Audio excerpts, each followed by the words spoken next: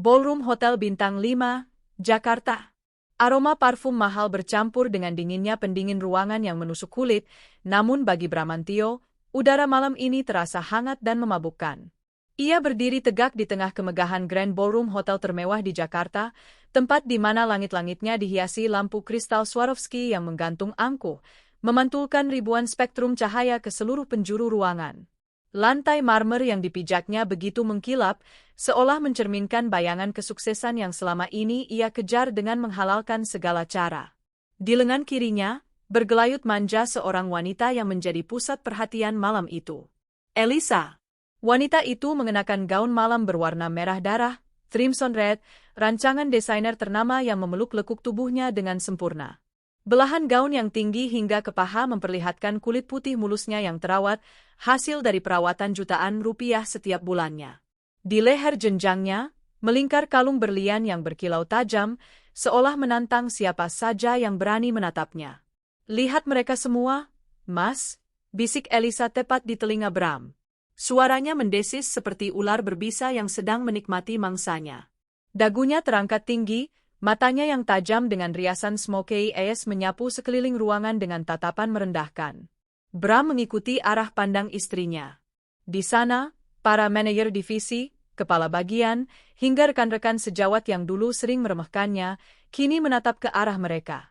Ada tatapan iri, ada tatapan kagum, dan tak sedikit pula tatapan menjilat. "Lihat Pak Hartono itu," tunjuk Elisa halus dengan dagunya pada seorang pria tua yang sedang memegang gelas jus dengan canggung.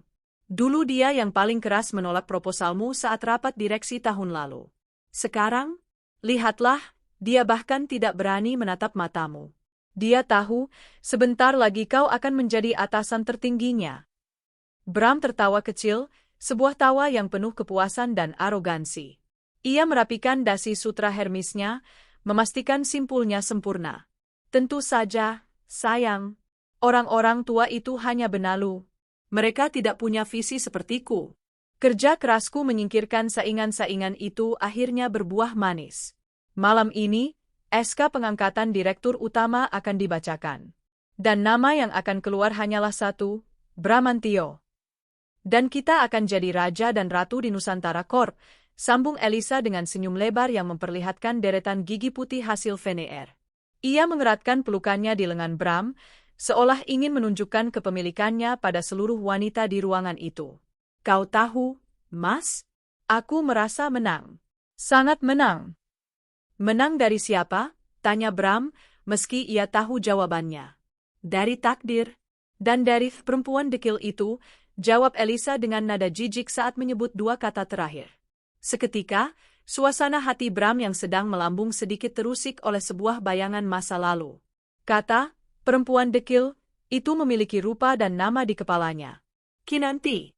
Ingatan Bram terlempar mundur ke 5 tahun yang lalu. Malam itu hujan turun sangat deras, seolah langit Jakarta sedang menangis menumpahkan amarahnya. Di rumah tipe 36 yang sempit dan pengap itu, drama kehancuran rumah tangganya mencapai klimaks.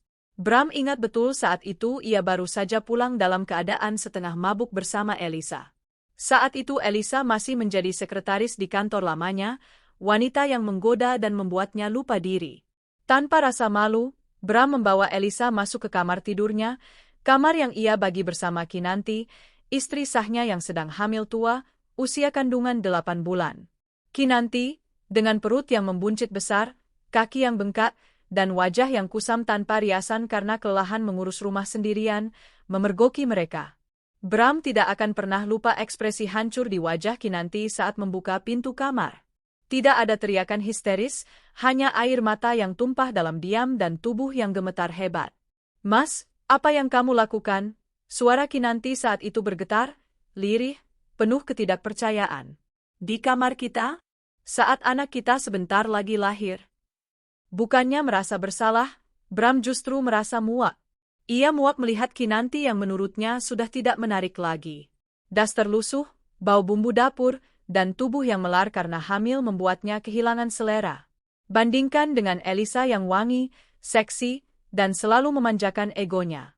"Keluar kamu," bentak Bram kala itu. "Aku muak melihat mukamu yang seperti pembantu itu. Kau hanya bisa menyusahkan, merengek, dan minta uang belanja.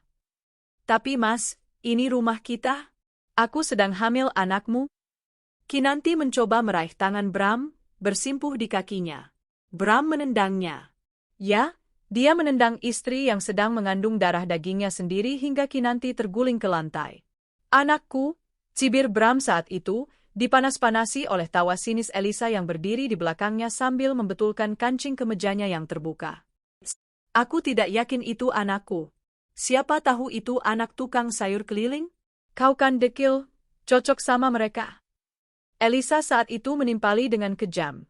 Sudahlah, Mas. Usir saja dia. Aku tidak mau tinggal serumah dengan wanita bau bawang ini. Katanya kamu mau hidup berkelas bersamaku? Kalau ada dia, rumah ini jadi bau kemiskinan. Kalimat itu menjadi pemicu terakhir. Tanpa belas kasihan, Bram menyeret Kinanti yang tertatih-tatih memegangi perutnya. Ia mengambil satu tas pakaian, melempar sembarang baju-baju lusuh Kinanti ke dalamnya, lalu menyeret wanita itu ke teras. Hujan badai menyambut di luar. Kilat menyambar-nyambar. Mas, tolong jangan malam ini, tangis Kinanti pecah, suaranya kalah oleh deru hujan. Aku tidak punya siapa-siapa. Orang tuaku sudah tiada. Aku mau kemana dalam kondisi begini? Kasihanilah bayimu. Pergi, teriak Bram sambil mendorong tubuh ringki itu ke halaman yang becek. Mulai detik ini, aku talak kamu. Jangan pernah tunjukkan wajahmu lagi di hadapanku. Aku mau hidup bahagia sama Elisa. Kau hanya penghalang. Bram, ingat Allah, Bram, teriak Kinanti histeris saat pagar rumah dikunci dari dalam. Bram tidak peduli. Ia mematikan lampu teras, membiarkan Kinanti kehujanan, menangis, dan meraung di kegelapan malam, sementara ia masuk ke dalam rumah untuk menghangatkan diri dalam pelukan Elisa. Itu adalah terakhir kalinya ia melihat Kinanti. Setelah itu, ia mendengar kabar samar-samar bahwa Kinanti menghilang, mungkin pulang kampung, atau mungkin mati. Mas, kok melamun? Tepukan keras Elisa di bahunya membuyarkan lamunan kelam itu. Bram tersentak, kembali ke realitas ballroom yang gemerlap. Ia menatap Elisa, wanita yang dulu menghasutnya, kini berdiri sebagai nyonya besar di sampingnya. Ah, tidak. Sanggah Bram cepat, meneguk wine di gelasnya untuk menghilangkan rasa tidak nyaman di tenggorokannya. Aku cuma teringat betapa bodohnya aku dulu pernah bertahan hidup susah. Untung ada kamu yang menyelamatkanku, sayang. Wanita itu pasti sudah mati kelaparan di kolong jembatan bersama anak haramnya, cibir Elisa, seolah memiliki telepati yang bisa membaca ketakutan Bram. Atau mungkin jadi gembel di lampu merah. Sudahlah. Jangan kotori malam indah ini dengan memikirkan sampah. Yang penting sekarang adalah kita. Hartamu, jabatanmu, semuanya milik kita. Benar, jawab Bram, kepercayaan dirinya kembali pulih sepenuhnya. Ia membusungkan dadanya. Malam ini, seluruh dunia akan tahu siapa Bramantio. Tidak ada lagi yang bisa menghalangiku. Langit adalah batasku. Musik orkestra yang mengalun lembut tiba-tiba berhenti, berganti dengan fanfar yang megah. Lampu ruangan meredup, menyisakan sorot lampu sorot, spotlight, yang terpusat ke arah panggung utama. Suara MC terdengar menggelegar, memecah kesunyian yang penuh antisipasi. Hadirin sekalian, para tamu undangan yang terhormat. Selamat datang di malam penganugerahan dan pelantikan direksi baru Nusantara Corp. Tepuk tangan membahana. Bram tersenyum lebar, ia sudah siap melangkah. Ia sudah menyiapkan pidato kemenangan di kepalanya. Ia membayangkan tepuk tangan itu adalah pemujaan untuknya. Ia membayangkan wajah-wajah iri yang akan menunduk padanya. Ia merasa tak terkalahkan. Namun, Bram tidak tahu bahwa di balik pintu VVIP yang tertutup rapat, seseorang sedang memandangi layar monitor CCTV yang menampilkan wajah Bram yang penuh kesombongan itu. Seseorang yang telah menanti selama 5 tahun, 1825 hari, untuk momen ini. Seseorang yang telah merangkak dari neraka kemiskinan, menelan hinaan, dan mengubah air mata menjadi berlian. Malam ini bukan panggung pelantikan Bram. Malam ini adalah panggung eksekusi yang telah disiapkan dengan sangat teliti dan menyakitkan. Acara resmi dimulai. MC profesional dengan suara bariton yang khas menaiki panggung, menyapa ratusan tamu undangan yang terdiri dari para pemegang saham minoritas, mitra bisnis, pejabat kementerian, dan tentu saja, jajaran eksekutif Nusantara Corp. Namun, di balik kemeriahan itu, ada atmosfer ketegangan yang kental, setebal asap rokok mahal di ruang cerutu. Bisik-bisik menyebar lebih cepat daripada api di padang rumput kering. Semua orang membicarakan satu hal, The Big Boss. Selama bertahun-tahun, Nusantara Corp dikenal sebagai raksasa tidur. Perusahaan ini bergerak agresif, mengakuisisi banyak lahan dan proyek strategis, namun pemilik aslinya tidak pernah muncul ke publik. Semua keputusan strategis selalu datang melalui email terenkripsi atau perwakilan firma hukum internasional. Hal ini memunculkan mitos bahwa pemiliknya adalah seorang Taipan tua yang sakit-sakitan di Swiss, atau mungkin konsorsium mafia yang mencuci uang. Bram, yang malam ini merasa menjadi bintang utama, berjalan menyalami beberapa tamu penting. Elisa mengekor di belakangnya, sibuk memamerkan cincin berlian barunya pada istri-istri manajer lain. "Selamat malam, Pak Bram," sapa Pak Rudi, kepala divisi keuangan yang wajahnya terlihat pucat dan berkeringat dingin. Bapak sudah dengar kabar burung?" Bram mengernyitkan dahi, sedikit terganggu karena momen kejayaannya diinterupsi oleh wajah cemas anak buahnya. "Kabar apa, Ruth? Jangan rusak mood saya malam ini." Kabarnya, pemilik saham mayoritas, sang owner tunggal, malam ini hadir langsung. "Pak," bisik Pak Rudi, matanya melirik gelisah ke arah pintu VVIP. Katanya beliau baru mendarat dari Paris sore ini khusus untuk acara pelantikan Bapak. Bram tertawa renyah, menepuk bahu Rudi dengan keras hingga pria kurus itu terhuyung sedikit. "Ah, kau ini terlalu penakut, Ruth. Itu berita bagus, kan? Berarti dia menghargai kinerjaku. Lihat saja, omset perusahaan naik 300% tahun ini di bawah kepemimpinan sementaraku." Rudi menelan ludah. Ia ingin mengatakan sesuatu, bahwa kenaikan 300% itu adalah hasil manipulasi data neraca keuangan yang dipaksakan Bram, dan ia dipaksa menandatanganinya, tapi nyalinya ciut melihat sorot mata tajam Bram. "Tapi Pak, beliau terkenal sangat teliti. Audit internal bulan lalu hasilnya belum keluar," cicit Rudi. "Sudah, diamlah," potong Bram kasar namun tetap dengan senyum palsu di bibir untuk menjaga citra di depan tamu lain. "Siapapun pemiliknya, dia pasti manusia. Dan manusia suka uang. Selama aku memberinya keuntungan, dia tidak akan peduli soal detail kecil. Paling-paling dia cuma bule tua yang butuh hiburan. Nanti kita servis dia." Sementara itu, Elisa sedang sibuk berbincang dengan Bu Siska, istri dari mantan kandidat direktur yang berhasil disingkirkan Bram. "Duh, Bu Siska, gaunnya warna mustard ya? Berani sekali," sindir Elisa dengan nada yang terdengar seperti pujian tapi menusuk. "Kalau saya sih, Mas Bram selalu melarang pakai warna begitu. Katanya istri calon direktur utama harus terlihat elegan dan mahal, jadi saya pilih merah marun ini. Impor langsung dari Milan, loh." Bu Siska hanya tersenyum kecut, menahan emosi.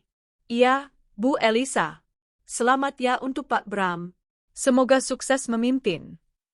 "Oh, pasti sukses dong," jawab Elisa sambil mengibaskan rambutnya yang baru diblow di salon termahal. "Nanti setelah Mas Bram dilantik, saya berencana merombak total dekorasi ruang direksi. Terlalu kuno. Saya mau ganti dengan furnitur Italia. Biar aura kemiskinan dari direksi lama hilang." Elisa tertawa kecil, merasa di atas angin. Dia merasa takdir memang berpihak padanya. Dia berhasil merebut Bram, berhasil menyingkirkan istri tua yang kampungan, dan sekarang berhasil menjadi nyonya besar. Kejahatan masa lalu? Ah, itu cuma sejarah. Pemenanglah yang menulis sejarah. "Sayang," panggil Bram, menarik pinggang Elisa mendekat. "Sebentar lagi acara inti. Ayo kita ke depan panggung. Kursi kita di barisan paling depan. Khusus untuk King and Queen."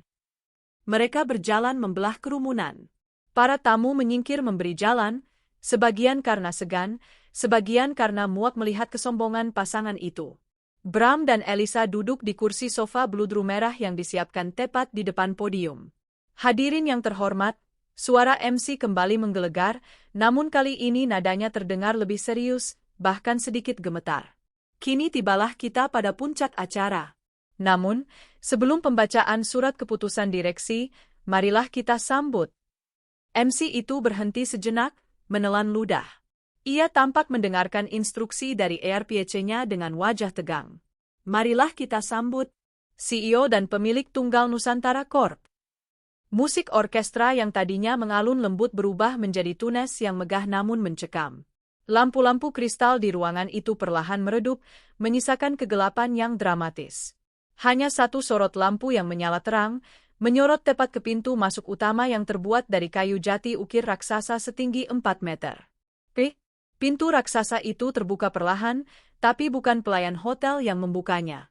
4 orang pengawal berbadan tegap, mengenakan setelan jas hitam taktikal dengan ERPC di telinga dan kacamata hitam, melangkah masuk terlebih dahulu. Mereka bergerak dengan presisi militer, memindai ruangan dengan tatapan waspada. Aura mereka bukan seperti satpam gedung, tapi seperti pasukan khusus pengawal presiden. Suasana ballroom yang tadinya riuh oleh denting gelas dan obrolan, mendadak senyap. Hening. Senyap yang mencekik. Bahkan suara nafas tertahan terdengar jelas. Siapa itu? Bisik Elisa, meremas tangan Bram. Kenapa pengawalannya ketat sekali? Presiden mau datang? Bram menggeleng, matanya terpaku ke pintu. Entahlah. Mungkin pemiliknya paranoid. Setelah keempat pengawal itu mengambil posisi, dari kegelapan di balik pintu, terdengar bunyi langkah kaki. Bukan langkah kaki yang terburu-buru, tapi langkah kaki yang tenang, berirama, dan penuh kuasa. Tak, tak. Bunyi hak sepatu stiletto yang menghantam lantai marmer menggema di kesunyian ruangan. Lalu, sosok itu muncul.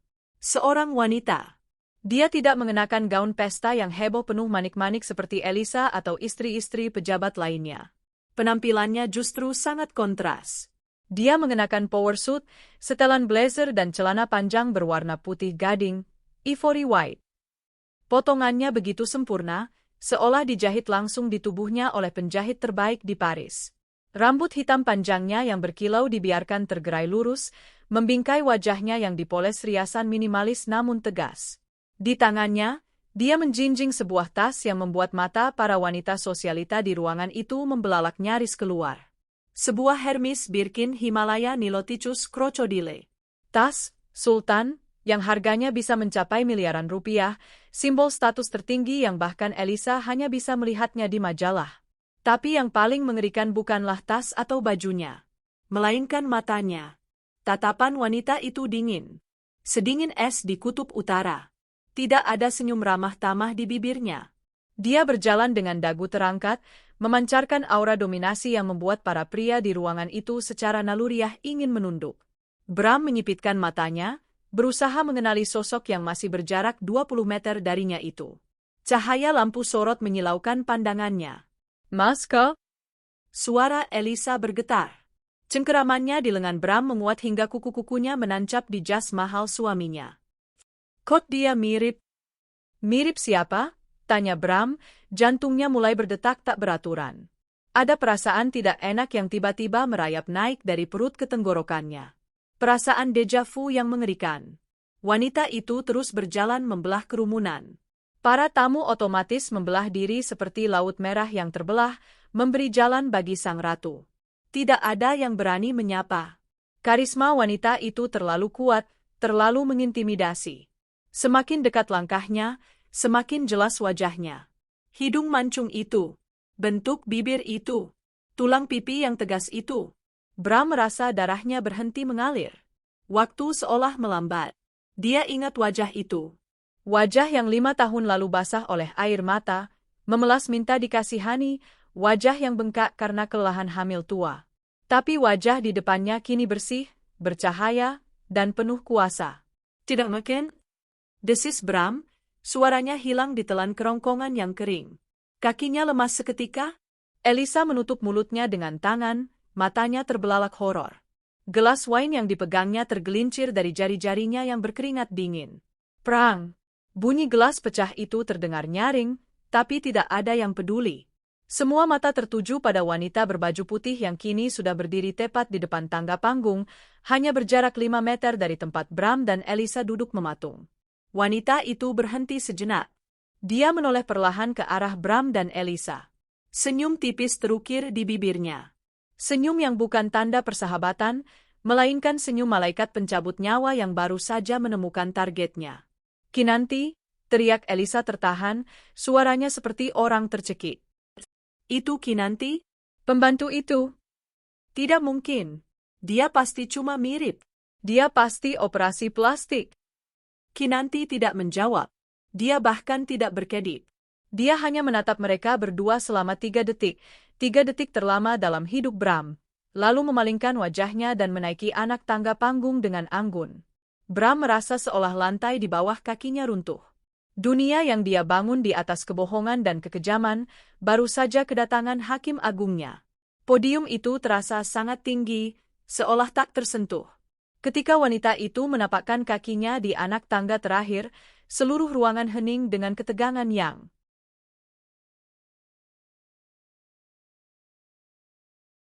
mencekik. Cahaya lampu sorot yang tadinya menyebar kini terfokus padanya seorang, membuat setelan putih gading yang dikenakannya bersinar hampir menyilaukan. Di barisan depan, Bramantio merasakan sesak napas yang akut. Otaknya bekerja keras, berusaha menolak apa yang ditangkap oleh retinanya. Bukan itu, bukan dia, gumam Bram seperti orang gila. Keringat dingin sebesar biji jagung mulai menetes dari pelipisnya. Kinanti itu wanita desa. Dia dekil. Dia bodoh. Dia tidak mungkin bisa berjalan seperti model. Dia tidak mungkin memakai baju seharga mobil. Elisa di sebelahnya gemetar hebat. Tangannya mencengkeram lengan Bram dengan kuku-kukunya yang panjang hingga kulit suaminya tergores. Rasa cemburu dan takut bercampur aduk menjadi racun yang pahit di lidahnya. Mas, matanya, desis Elisa, suaranya bergetar antara marah dan panik. Matanya sama persis dengan wanita itu saat kita usir. Tapi, kenapa dia terlihat seperti ratu? Di atas podium, Kinanti berdiri tegak. Dia tidak langsung bicara. Dia membiarkan kesunyian menyiksa semua orang. Matanya menyapu ruangan, satu persatu, menatap wajah-wajah para eksekutif yang selama ini tidak pernah tahu siapa yang membayar gaji mereka. Tatapan itu akhirnya berhenti kembali di satu titik. Di Bram dan Elisa. Jantung Bram seakan diremas tangan tak kasat mata. Kinanti mengangkat tangan kanannya perlahan, memberi isyarat. Ajudan yang berdiri di samping podium segera menyerahkan mikrofon dengan sangat hormat, seolah menyerahkan pedang pusaka kepada rajanya. Selamat malam, suara Kinanti menggema melalui pengeras suara kualitas terbaik. Suaranya bukan suara cempreng wanita yang dulu sering merengek minta uang belanja. Suaranya berat, alto, tenang, berwibawa, dan penuh dengan kekuatan yang tak terbantahkan. Ratusan tamu menahan napas. Mereka terpesona sekaligus terintimidasi. Selama 5 tahun, Kinanti memulai pidatonya tanpa teks. Dia menatap lurus ke kamera yang menyiarkan acara itu secara langsung ke seluruh cabang perusahaan. Selama 5 tahun, saya membiarkan perusahaan ini berjalan dengan sistem otonom. Saya mengamati dari jauh. Saya melihat siapa yang bekerja dengan hati dan siapa yang bekerja dengan kerakusan.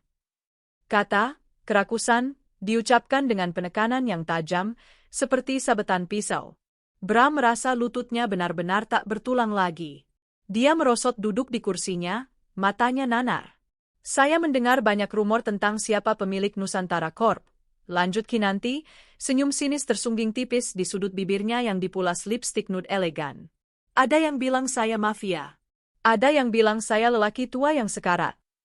Tawa kecil yang dingin terdengar dari bibirnya. Malam ini, saya hadir untuk meluruskan semuanya.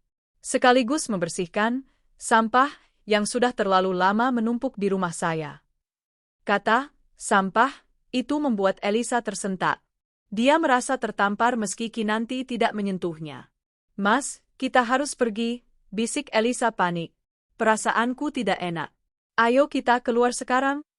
Diam kau, desis Bram, meski dirinya sendiri ketakutan setengah mati. Kalau kita keluar sekarang, kita akan terlihat bersalah. Kita harus tetap duduk. Mungkin dia tidak mengenali kita. Mungkin ini cuma kebetulan namanya sama. Harapan bodoh. Harapan seorang pendosa yang sudah terpojok. Di atas panggung, Kinanti mengambil jeda dramatis. Dia membuka map beludru biru yang ada di podium. Perkenalkan, ucapnya lantang, matanya kini menyorot tajam, membakar jiwa Bram yang sudah hangus. Nama saya Kinanti Ayesha. Saya adalah CEO, founder, dan pemilik tunggal 100% saham Nusantara Corp. Wah, pengakuan itu meledak di udara. Tepuk tangan membahana dari para tamu yang kagum, tapi bagi Bram dan Elisa, suara tepuk tangan itu terdengar seperti suara runtuhan gedung yang menimpa kepala mereka. Nama itu, Kinanti Ayesha. Dulu, Bram hanya mengenalnya sebagai Kinanti. Istri yang dia ambil dari desa, yang dia pikir tidak punya masa depan tanpa dirinya. Ternyata, Ayesha adalah nama belakang keluarga terpandang yang Kinanti sembunyikan demi hidup sederhana bersamanya dulu. Dan Bram, dengan segala kebodohannya, telah menyia-nyiakan berlian demi sebuah batu kerikil bernama Elisa. Kinanti melanjutkan, kali ini nadanya turun 1 oktav, menjadi lebih berbahaya. Dan malam ini, saya sangat-sangat bersemangat untuk melantik direktur utama baru pilihan saya. Kinanti menatap Bram. Tatapan itu mengunci. Bramantio, panggil Kinanti. Tidak ada embel-embel, bapak, atau saudara. Hanya nama. Bram tersentak. Namanya dipanggil oleh suara yang dulu selalu memanggilnya dengan penuh cinta, kini memanggilnya seperti memanggil terpidana mati. Silakan naik ke panggung, perintah Kinanti. Gestur tangannya mengundang, tapi matanya mengancam. Lampu sorot spotlight tiba-tiba berpindah, menembak wajah Bram yang pucat pasi dan berkeringat dingin. Semua mata, ratusan pasang mata di ruangan itu, kini menatap punggung Bram. Naiklah, Mas, dorong Elisa dengan suara gemetar. Dia mau melantikmu. Pasti, kamu kan ayah anaknya. Dia pasti masih cinta sama kamu. Dia cuma mau pamer kesuksesan saja. Bram menelan ludah yang terasa seperti pasir. Dengan kaki yang gemetar hebat, ia memaksakan diri untuk berdiri. Langkahnya berat, seolah ada rantai besi yang mengikat kakinya. Setiap langkah menuju panggung terasa seperti langkah menuju tiang gantungan. Bram mencoba tersenyum, menyunggingkan senyum paling palsu yang pernah ia buat seumur hidupnya. Kinanti, batin Bram berteriak. Tolong, jangan lakukan ini. Tapi Kinanti di atas sana hanya berdiri tegak, menantinya dengan wajah tanpa ekspresi, seperti patung Dewi Keadilan yang siap mengayunkan pedangnya. Di tangan kirinya, Kinanti memegang sebuah remote kecil. Remote yang akan menjadi pemicu bom waktu bagi kehidupan Bram. Saat Bram menapakkan kaki di atas panggung, berdiri bersisian dengan mantan istri yang dulu ia tendang, ia menyadari satu hal, tubuh Kinanti wangi. Wangi batcarat rouge yang mewah. Berbeda jauh dengan bau minyak telon dan bawang yang dulu selalu ia hina. Kinanti menoleh padanya. Jarak mereka hanya 0,5 meter. Kau terlihat gugup, Bram, bisik Kinanti, suaranya tidak masuk ke mikrofon, hanya untuk telinga Bram saja. Kenapa? Apa kau takut pada pembantu ini? Bram menatap mata Kinanti, mencari sisa-sisa cinta. Tapi nihil. Yang ada hanyalah lautan api dendam yang membeku. Kenal? SSST. Kinanti menempelkan jari telunjuknya di bibir, lalu beralih kembali ke mikrofon, tersenyum cerah pada hadirin. Hadirin sekalian, inilah Bramantio. Pria yang sangat ambisius. Mari kita lihat prestasi apa saja yang sudah dia torehkan untuk perusahaan saya. Jari Kinanti menekan tombol di remote. Layar raksasa LED di belakang mereka menyala terang. Namun, bukan grafik keuntungan yang muncul. Bukan pula foto profil Bram yang gagah. Melainkan sebuah video. Video CCTV yang buram namun jelas. Video Bram yang sedang menerima koper berisi uang dari vendor di parkiran basement. Bram membelalak. Jantungnya berhenti berdetak. Neraka baru saja dimulai. Layar LED raksasa berukuran 10x 5 meter di belakang panggung itu kini menjadi pusat perhatian semua orang. Gambar di dalamnya sangat tajam, resolusi 4K yang menampilkan kebobrokan moral seorang Bramantio dengan detail yang mengerikan. Dalam video itu, terlihat jelas Bram sedang duduk di sebuah ruangan karaoke VIP yang remang-remang. Tangannya memegang gelas whisky, sementara tangan lainnya merangkul pundak seorang pria gemuk, salah satu vendor utama proyek konstruksi perusahaan. Di atas meja, Koper terbuka menampilkan tumpukan uang merah yang menggiurkan. Suara audio dari video itu menggema ke seluruh ballroom melalui sound system ribuan watt, jernih tanpa distorsi. Tenang saja, Pak. Suara Bram di video itu terdengar angkuh, sedikit terseret karena mabuk. Pemilik perusahaan ini tidak pernah datang. Dia itu bodoh. Kita bisa markup harga baja sampai 40%. Sisanya kita bagi 2. Istri baruku butuh tas Hermes baru, dan kau butuh kontrak ini. Win-win solution, kan? Tawa Bram yang menjijikkan di video itu memenuhi ruangan. Tapi Pak Bram, kalau ketahuan audit bagaimana? Tanya si vendor. Audit? Bram di video itu mendengus. Auditornya sudah kubungkam. Di sini akulah rajanya. Pemilik aslinya mungkin sedang mati perlahan di Eropa sana. Siapapun dia cuma sapi perah buatku. Keheningan di ballroom itu pecah. Suara kaget, bisik-bisik ngeri, dan seruan tertahan terdengar dari segala penjuru. Para pemegang saham menatap layar dengan mulut terbuka. Pak Hartono, yang tadi dihina Elisa, kini menggelengkan kepala dengan wajah marah. Di atas panggung, Bram yang asli merasa jiwanya ditarik paksa keluar dari tubuhnya. Wajahnya yang tadi pucat kini berubah menjadi kelabu, seolah aliran darahnya berhenti total. Ia menatap layar itu dengan horor, lalu menatap Kinanti dengan putus asa. Ini rekayasa? Teriak Bram tiba-tiba, suaranya pecah karena panik. Ia berusaha merebut mikrofon dari tangan Kinanti, tapi dengan sigap Kinanti memundurkan langkahnya, dan 2 pengawal langsung melangkah maju, menghadang Bram dengan tubuh kekar mereka. Ini Deep Fake. Teriak Bram lagi, menunjuk-nunjuk layar seperti orang gila. Zaman sekarang video bisa dipalsukan. Bapak-bapak, ibu-ibu, jangan percaya. Kinanti ini dendam pribadi pada saya. Dia mantan istri yang saya ceraikan karena selingkuh. Dia memfitnah saya. Elisa, yang masih duduk di barisan depan, ikut berdiri.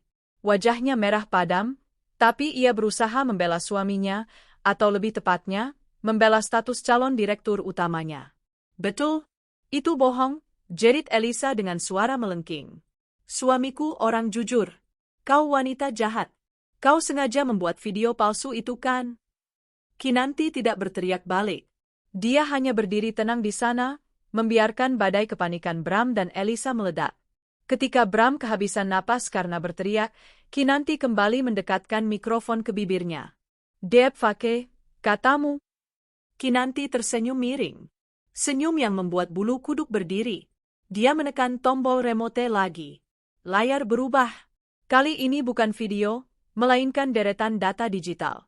Scan bukti transfer bank, screenshot percakapan WhatsApp yang terenkripsi tapi sudah didekripsi oleh tim IT forensik Kinanti, serta foto-foto tanda tangan palsu Bram di dokumen kontrak. Tanggal 12 Maret 2024, pukul 14.30. Kau menerima transfer sebesar 2,5 miliar rupiah ke rekening atas nama Elisa Shop, butik fiktif milik istrimu. Baca Kinanti dengan lantang, setiap katanya menghujam seperti paku. Tanggal 5 April 2024. Kau memecat Pak Ahmad, kepala gudang yang jujur, karena dia menolak menandatangani surat penerimaan barang fiktif. Pak Ahmad sekarang jadi ojek online karena ulahmu. Tanggal 20 Mei 2024. Kau menggunakan uang dana CSR, uang untuk anak yatim piatu, untuk membayar down payment mobil Porsche barumu. Setiap fakta yang dibeberkan Kinanti disertai bukti visual di layar. Tidak ada celah untuk menyangkal. Para hadirin mulai mencemooh. Teriakan, "Wu," dan "penipu," mulai terdengar. Bohong? Gumam Bram, kali ini suaranya lemah. Kakinya gemetar hebat hingga ia tidak sanggup berdiri tegak. Ia berpegangan pada podium, menatap Kinanti dengan mata memelas.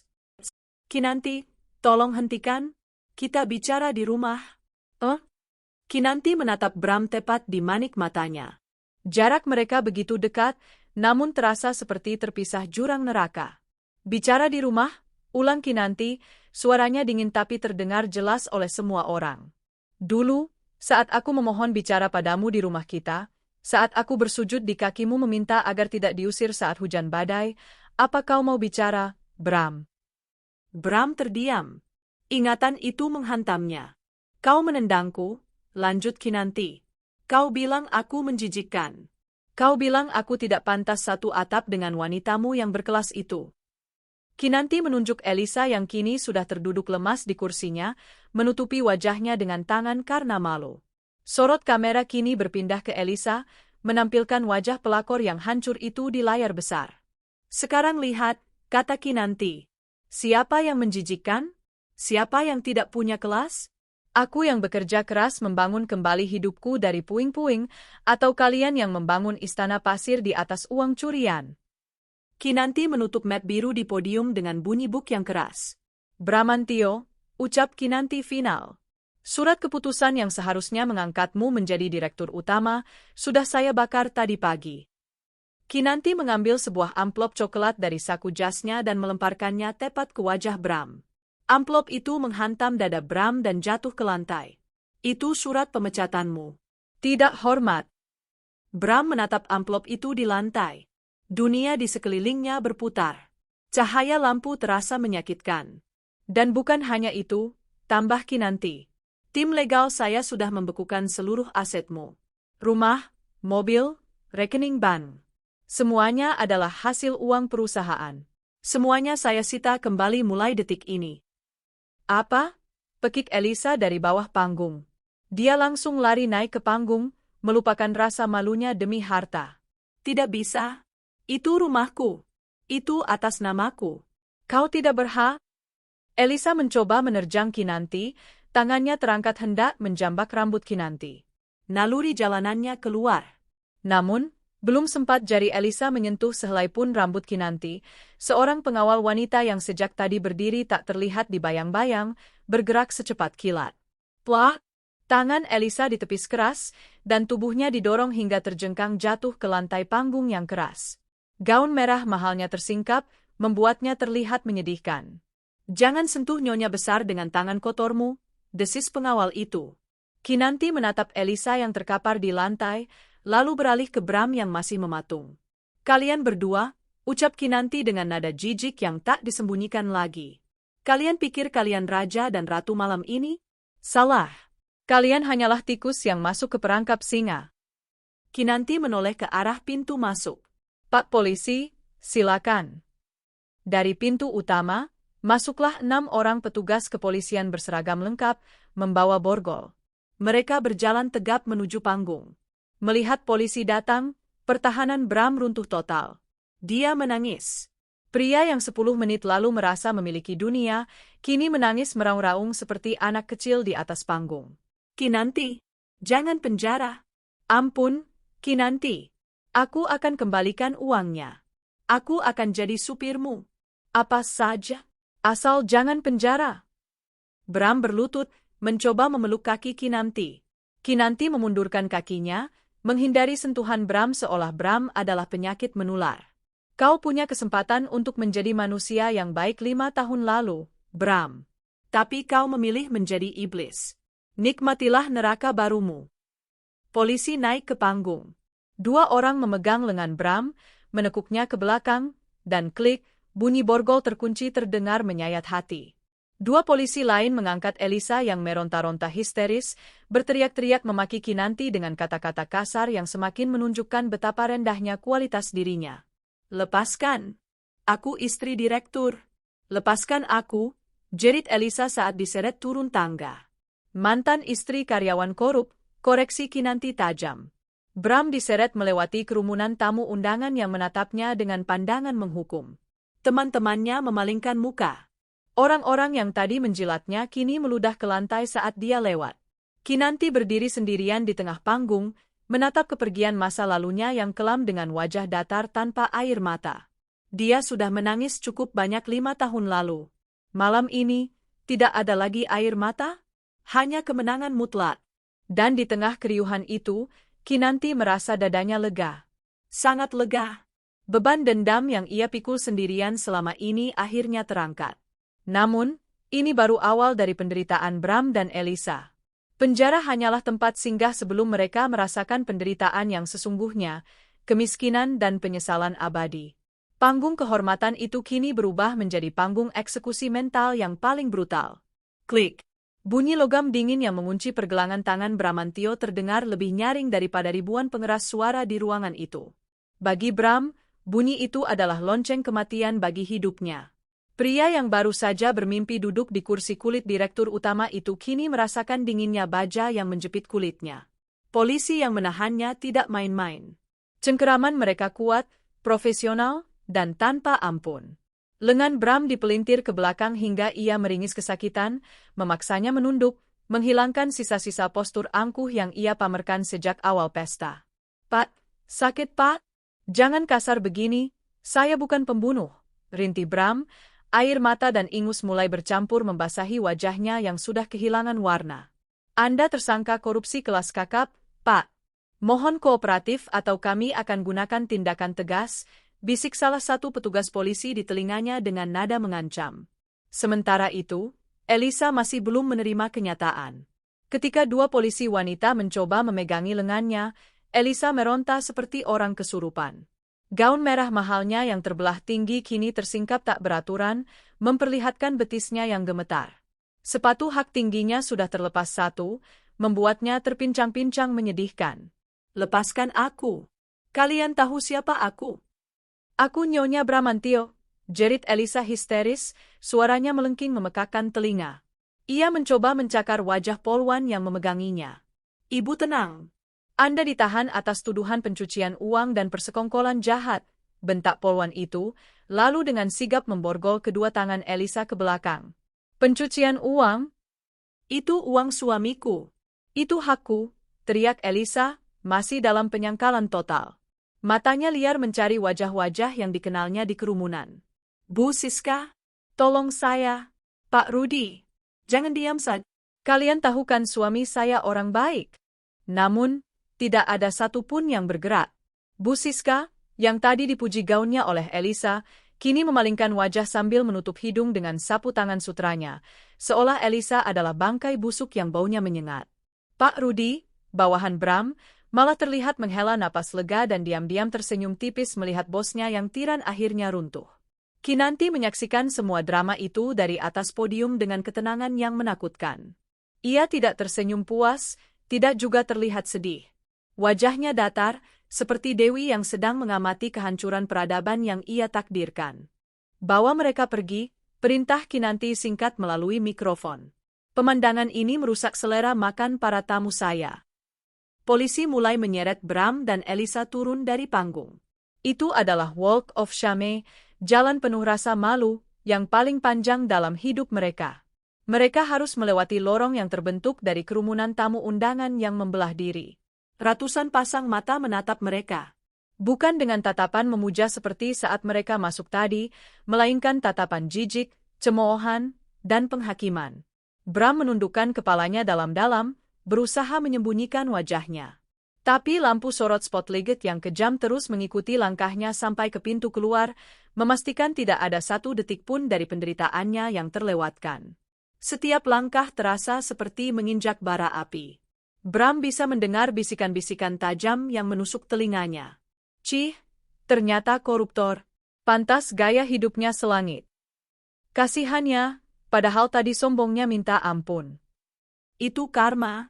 Dengar-dengar dia dulu buang istri pertamanya pas hamil. Sekarang rasain lo." Kata-kata itu menghujam jantung Bram lebih sakit daripada pukulan fisik. Sesampainya di pintu keluar ballroom, pintu kaca otomatis terbuka. Udara malam Jakarta yang panas dan lembab langsung menyambut mereka, kontras dengan dinginnya AC di dalam. Di lobi hotel, puluhan wartawan hiburan dan kriminal sudah menunggu. Rupanya tim Humas Kinanti sudah membocorkan berita penangkapan ini. Jepret, jepret, jepret. Kilatan lampu blitz kamera menghajar wajah Bram dan Elisa tanpa henti. "Pak Bram, apa benar Bapak menggelapkan uang 50 miliar? Bu Elisa, bagaimana tanggapan Anda dituduh sebagai penadah uang korupsi? Benarkah kalian mengusir Bu Kinanti saat hamil?" Pertanyaan-pertanyaan itu memberondong mereka seperti peluru.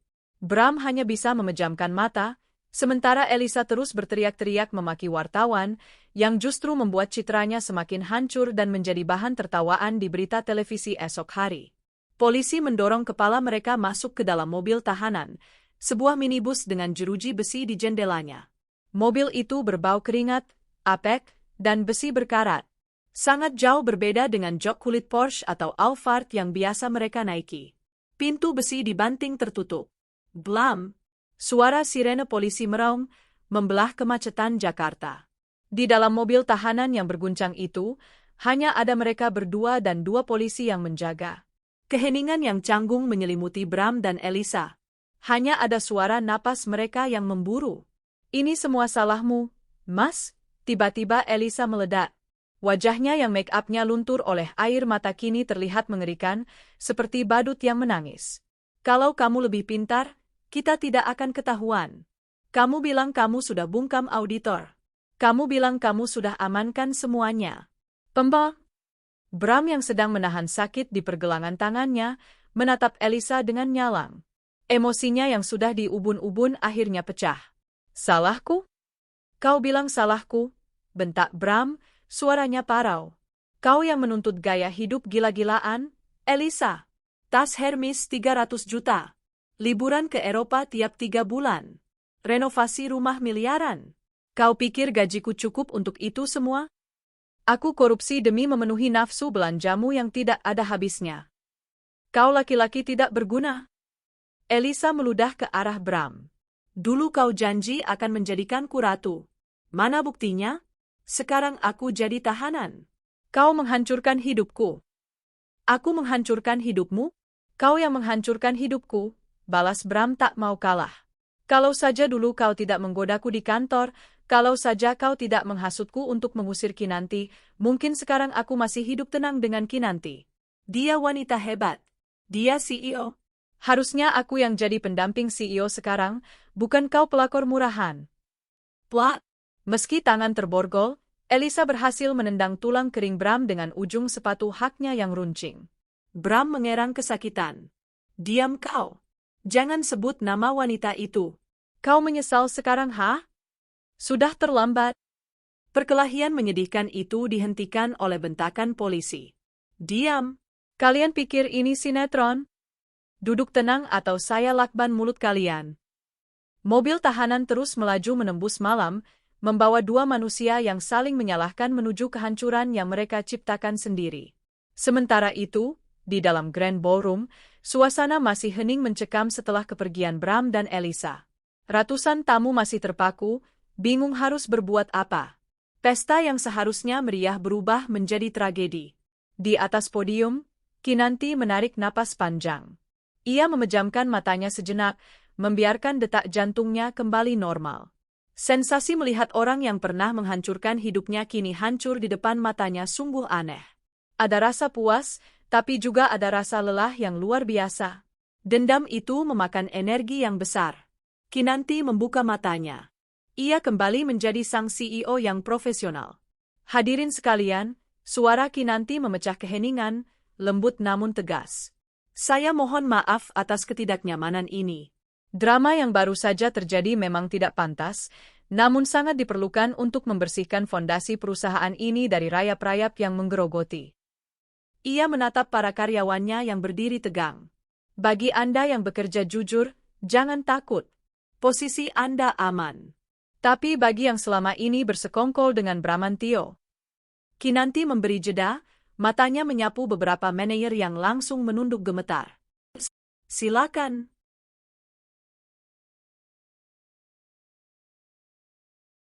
"Menyerahkan surat pengunduran diri besok pagi sebelum tim audit saya menemukan Anda." Pintu keluar masih terbuka lebar. Ancaman halus itu membuat separuh ruangan menahan napas. "Sekarang, silakan nikmati hidangannya. Pesta ini tetap berlanjut. Kita rayakan, bersih-bersih, Nusantara Corp." Musik orkestra kembali dimainkan atas isyarat tangan Kinanti. Para pelayan mulai bergerak menyajikan makanan. Suasana perlahan mencair, meski topik pembicaraan di setiap meja kini hanya satu, kehebatan dan kekejaman Kinanti Ayesha. Kinanti turun dari panggung. Ia tidak menyentuh makanan sedikit pun. Ia berjalan lurus menuju pintu keluar VVIP, diikuti asisten pribadinya. "Siapkan mobil," perintah Kinanti datar. "Aku mau pulang." Fathan pasti sudah tidur.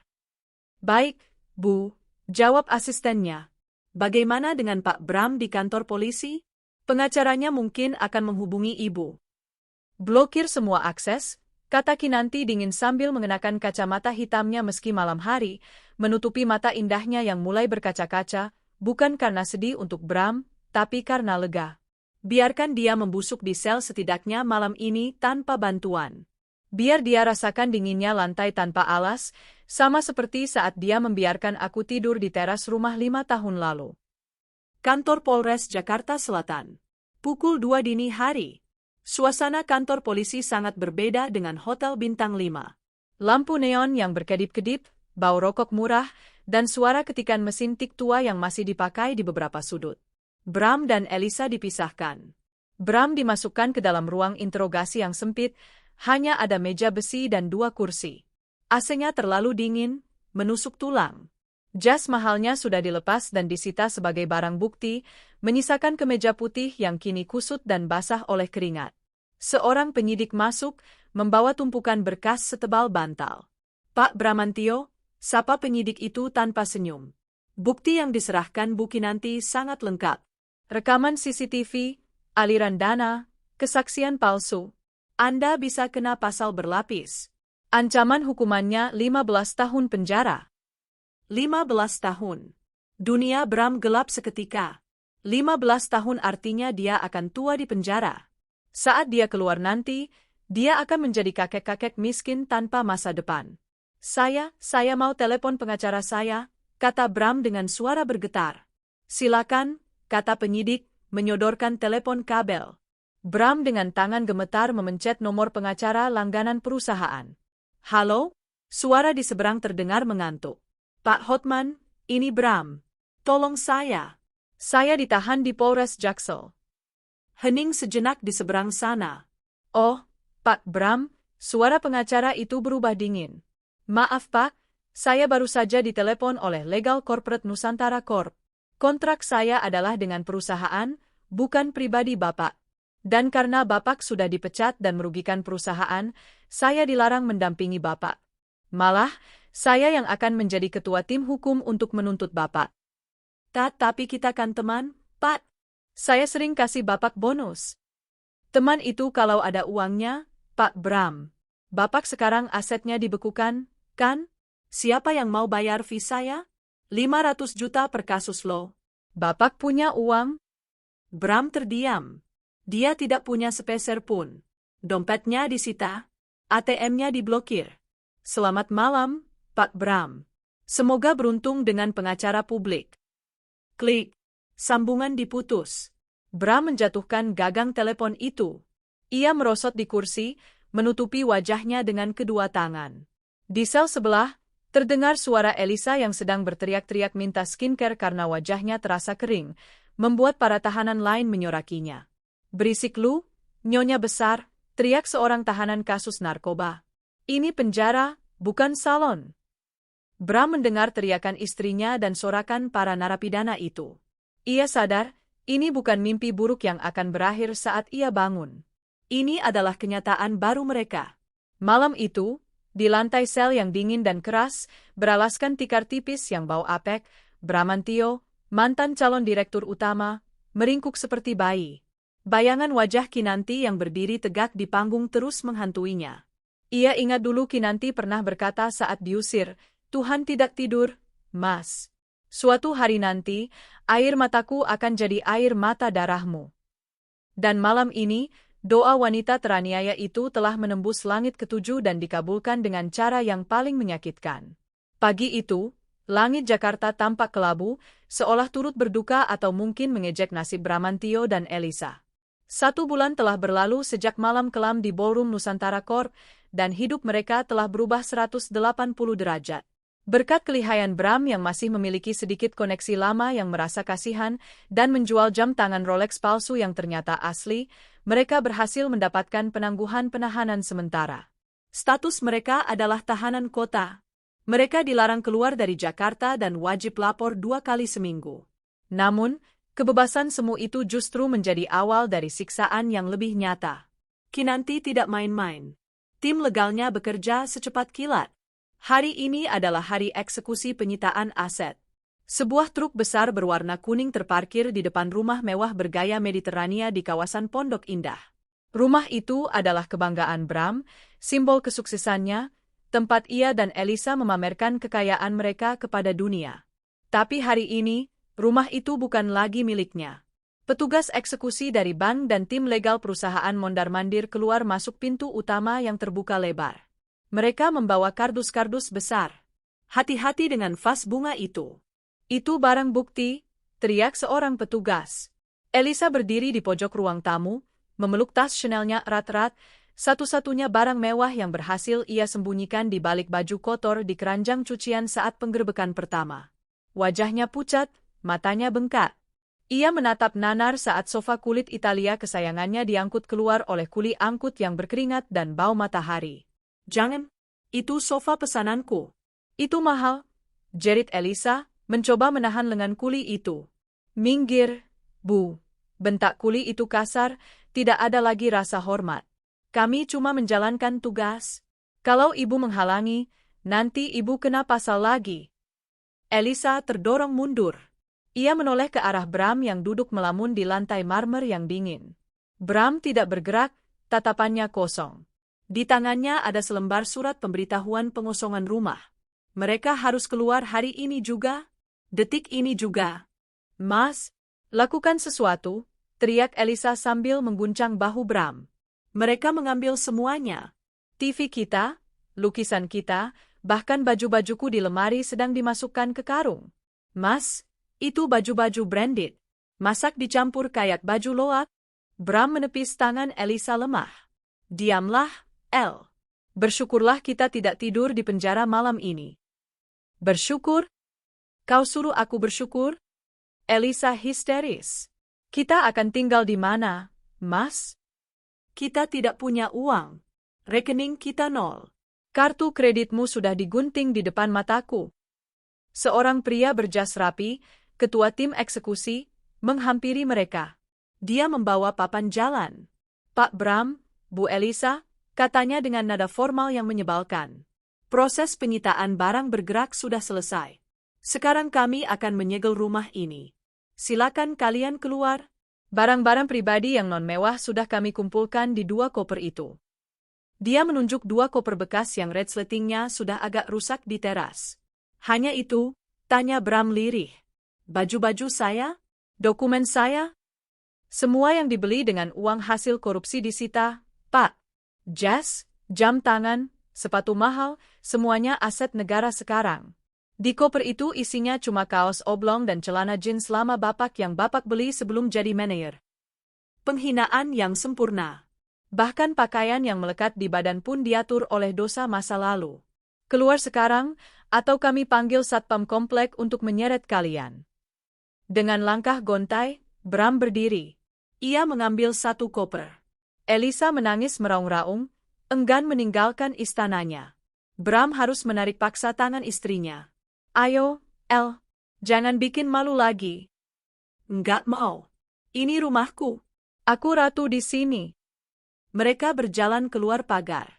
Di sana, tetangga-tetangga komplek elit yang dulu sering diundang pesta oleh Elisa, kini berdiri di balik pagar rumah masing-masing. Mereka menonton drama pengusiran itu seperti menonton sirkus. Tuh lihat, si pelakor diusir, bisik seorang ibu-ibu sosialita, suaranya sengaja dikeraskan. Makanya, jangan sombong. Harta haram gak bakal berkah. Iya, Jeng. Dulu dia pamer tas baru tiap arisan. Ternyata duit maling. Elisa mendengar semuanya. Telinganya panas. Dia ingin membalas, tapi tenaganya habis. Dia menunduk, menyembunyikan wajahnya di balik rambut yang kusut. Di depan gerbang komplek, mereka berdiri bingung. Tidak ada sopir yang menjemput. Mobil Porsche dan Mercy mereka sudah diderek 2 hari yang lalu. Bram merogoh saku celananya. Masih ada uang tunai Rp200.000. Sisa uang kembalian belanja sayur pembantu yang ia temukan di laci dapur sebelum disita. Hanya itu harta mereka sekarang. Kita naik taksi, kata Bram. Taksi? Kemana? Hotel? Tanya Elisa berharap. Bram tertawa miris. Hotel? Uang ini cuma cukup buat makan seminggu, El. Kita cari kontrakan murah. Mereka menyetop taksi biru yang lewat. Sopirnya menatap curiga melihat dua orang berpakaian agak lusuh, karena baju mahal disita, membawa koper butut keluar dari komplek elit. Kemana, Pak? Jalan? Jalan Kamboja, Pak. Pinggiran kota, jawab Bram menyebut nama daerah padat penduduk yang ia tahu harga sewanya murah. Perjalanan itu sunyi. Elisa menatap keluar jendela, melihat gedung-gedung tinggi Jakarta perlahan berganti menjadi rumah-rumah kumuh, selokan yang hitam, dan kabel listrik yang semrawut. Mereka berhenti di sebuah gang sempit yang becek. Taksi tidak bisa masuk. Sampai sini aja ya, Pak. Nggak muat mobil saya, kata sopir. Bram membayar ongkos. Sisa uang tinggal 150.000. Mereka menyeret koper menyusuri gang sempit itu. Bau got menyengat hidung. Anak-anak kecil berlarian tanpa alas kaki, menabrak kaki Elisa. Aduh, minggir dong, anak dekil, bentak Elisa. Seorang ibu-ibu yang sedang mencuci baju di pinggir gang melotot. Mbak, Mulutnya dijaga. datang-datang kok marah-marah? Bram cepat-cepat menarik Elisa. Maaf, Bu. Istri saya lagi stres. Mereka akhirnya menemukan sebuah rumah petak kosong yang ditempeli kertas, disewakan. Ukurannya hanya 3x4 meter. Dindingnya dari triplek yang sudah mengelupas catnya. Lantainya semen kasar yang retak-retak. Kamar mandinya ada di luar, berbagi dengan 3 pintu kontrakan lain. Pemilik kontrakan, seorang bapak tua bergigi ompong, menyambut mereka. Mau sewa? Sebulan 500.000. Listrik token sendiri. Air nimba di sumur. Bram menelan ludah. 500.000. Dia tidak punya uang sebanyak itu sekarang. Pak, boleh bayar mingguan dulu? Saya baru kena musibah PHK, bohong Bram. Bapak itu menatap Bram dari atas ke bawah. Ya wis. Seminggu 150.000. Bayar di muka. Bram menyerahkan uang terakhirnya. Sisa 0. Benar-benar 0. Malam pertama di kontrakan itu adalah neraka dunia bagi Elisa. Tidak ada kasur empuk. Mereka tidur beralaskan tikar pandan yang ditinggalkan penghuni sebelumnya. Nyamuk berdengung ganas di telinga mereka. Udara sangat panas dan pengap, tidak ada kipas angin, apalagi AC. Mas, panas kata? Rengek Elisa, menggaruk lengannya yang mulai bentol-bentol merah. Aku nggak bisa tidur di sini. Bau apet. Mas, pinjam uang ke temanmu dong. Kita pindah ke apartemen murah aja. Bram yang sedang duduk memeluk lutut di pojok ruangan, menatap istrinya dengan mata merah. Teman? Teman yang mana, El? Tanya Bram dengan suara serak. Teman-teman golfku? Mereka semua sudah memblokir nomorku. Bahkan grup WhatsApp alumni pun mengeluarkan aku. Mereka jijik, El. Jijik sama koruptor. Ini gara-gara kamu kurang pintar mainnya. Elisa kembali menyalahkan. Harusnya kamu simpan uang di luar negeri. Harusnya kamu pakai nama orang lain. Sudah cukup, bentak Bram. Suaranya menggelegar di ruangan sempit itu, membuat Elisa terlonjak kaget. Berhenti menyalahkanku. Kau pikir aku korupsi buat siapa? Buat beli tas-tas sialanmu itu. Buat bayar arisan sosialitamu yang isinya cuma pamer. Sekarang nikmati hasilnya. Ini istana barumu, Ratu Elisa. Elisa menangis sesenggukan. Aku benci kamu, Mas. Aku benci hidup ini. Hari-hari berikutnya adalah perjuangan untuk sekadar tidak mati kelaparan. Bram mencoba melamar pekerjaan. Ia berjalan kaki berkilo-kilometer dengan kemeja lecek untuk menghemat ongkos. Ia mendatangi kantor-kantor kecil, pabrik, bahkan toko kelontong. Namun, zaman digital adalah musuh terbesarnya. Wajahnya sudah viral di media sosial. Meme tentang dirinya yang menangis saat ditangkap polisi tersebar di mana-mana. Setiap kali ia menyerahkan KTP atau menyebut nama, HRD atau pemilik toko akan langsung mengenalinya. Loh? Ini kan Pak Bramantio yang viral itu, kata seorang pemilik toko bangunan tempat Bram melamar jadi kuli angkut. Wah, jangan Pak. Nanti semen saya bapak korupsi lagi. Saya nggak berani mempekerjakan maling. Bram diusir. Di tempat lain, ia diludahi. Di sebuah bengkel, ia bahkan dikejar anjing karena pemiliknya marah pernah ditipu orang berdasi. Bram pulang dengan tangan hampa dan perut keroncongan. Sementara itu, di rumah petak, Elisa mulai sakit-sakitan. Stres berat membuat sistem imun tubuhnya hancur. Kulitnya yang dulu mulus dan glowing kini kusam, kering, dan dipenuhi ruam merah yang gatal. Rambutnya rontok parah. Tanpa skincare mahal, wajah aslinya mulai terlihat tua dan lelah. Dia batuk-batuk terus-menerus. Debu jalanan dan asap rokok tetangga memperparah kondisinya. "Mas, beli obat?" rintih Elisa saat Bram pulang. "Nggak ada uang," jawab Bram dingin. Dia melempar sebungkus nasi kucing, nasi porsi sangat kecil dengan lauk teri, yang ia dapat dari sedekah Jumat di masjid. "Makan ini, bagi 2. Nasi kucing lagi? Aku mau daging, Mas. Aku mau pasta. Makan atau mati kelaparan." Mereka makan dalam diam, diterangi lampu bohlam 5 watt yang remang-remang. Suara tikus berlarian di plafon menjadi musik pengiring makan malam mereka. Di tengah kesengsaraan itu, Bram sering teringat Kinanti. Ia ingat betapa sederhananya Kinanti dulu. Kinanti bisa menyulap tempe dan tahu menjadi hidangan lezat. Kinanti tidak pernah mengeluh soal rumah sempit. Kinanti selalu memijat kakinya saat ia pulang kerja. Dan ia membuang surga itu demi neraka yang sekarang duduk di depannya, wanita yang bahkan tidak mau membagi air minumnya saat Bram tersedak. "El," panggil Bram tiba-tiba. "Apa?" jawab Elisa ketus. "Kau tahu, Kinanti dulu pernah bilang." Bram menatap langit-langit yang bocor. Dia bilang, "Mas, harta itu titipan. Kalau kita tidak amanah, Tuhan akan ambil paksa dengan cara yang menyakitkan." Elisa mendengus. "Jangan ceramah. Muak aku dengar nama perempuan itu." "Dia benar, El. Dia benar." Bram tertawa kecil, tawa orang yang sudah diambang gila. "Kita sedang diazab. Dan azab ini baru permulaan." Bram benar. Ini baru permulaan. Tabungan hasil jual barang-barang kecil sudah menipis. Sewa kontrakan minggu depan harus dibayar. Dan perut mereka tidak bisa diajak kompromi. Kehancuran mereka bukan lagi soal hilangnya jabatan, tapi hilangnya kemanusiaan.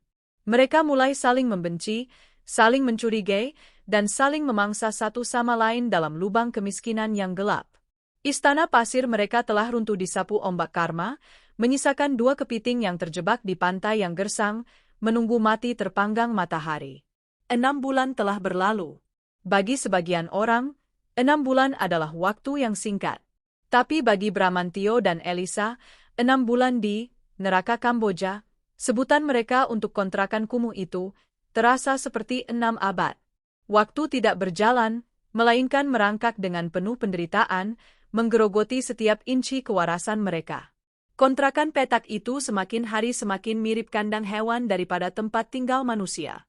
Dinding tripleknya yang lapuk kini berlubang di beberapa bagian, menjadi pintu masuk bagi kecoa dan tikus kot yang ukurannya sebesar anak kucing.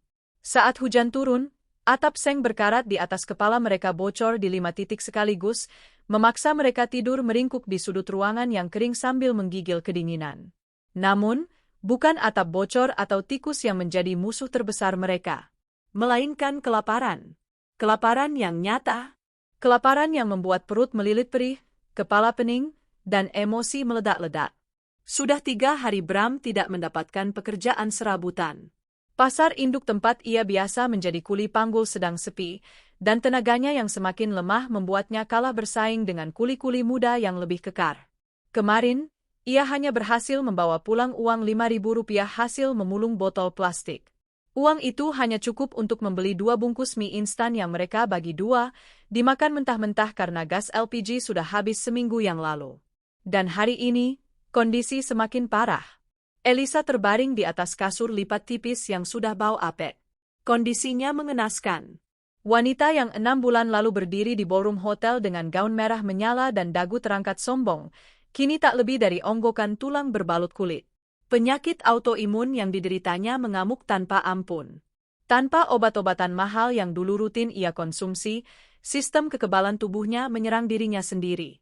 Kulitnya dipenuhi bercak-bercak merah yang meradang dan mengelupas. Rambut indahnya rontok menyisakan kebotakan di sana-sini. Wajahnya bengkak, matanya cekung dengan lingkaran hitam pekat di bawahnya. Mas? Rintih Elisa, suaranya serak dan lemah, nyaris tak terdengar. Sakit, Mas? Perutku sakit, kulitku terbakar. Bram duduk bersila di sampingnya, menatap istrinya dengan pandangan kosong. Kemejanya kotor, kancingnya hilang satu. Wajah Bram sendiri tak kalah buruk. Pipinya kempot, matanya merah karena kurang tidur, dan jenggot kasar tumbuh tak terawat di wajahnya. Tahan, El. Minum air saja, kata Bram datar, menyodorkan gelas plastik berisi air keran yang ia masak dengan kayu bakar sisa bangunan di depan kontrakan. Air lagi. Elisa menepis gelas itu hingga tumpah membasahi tikar. Aku butuh makan, Mas. Aku butuh obat. Kau mau membunuhku pelan-pelan ya?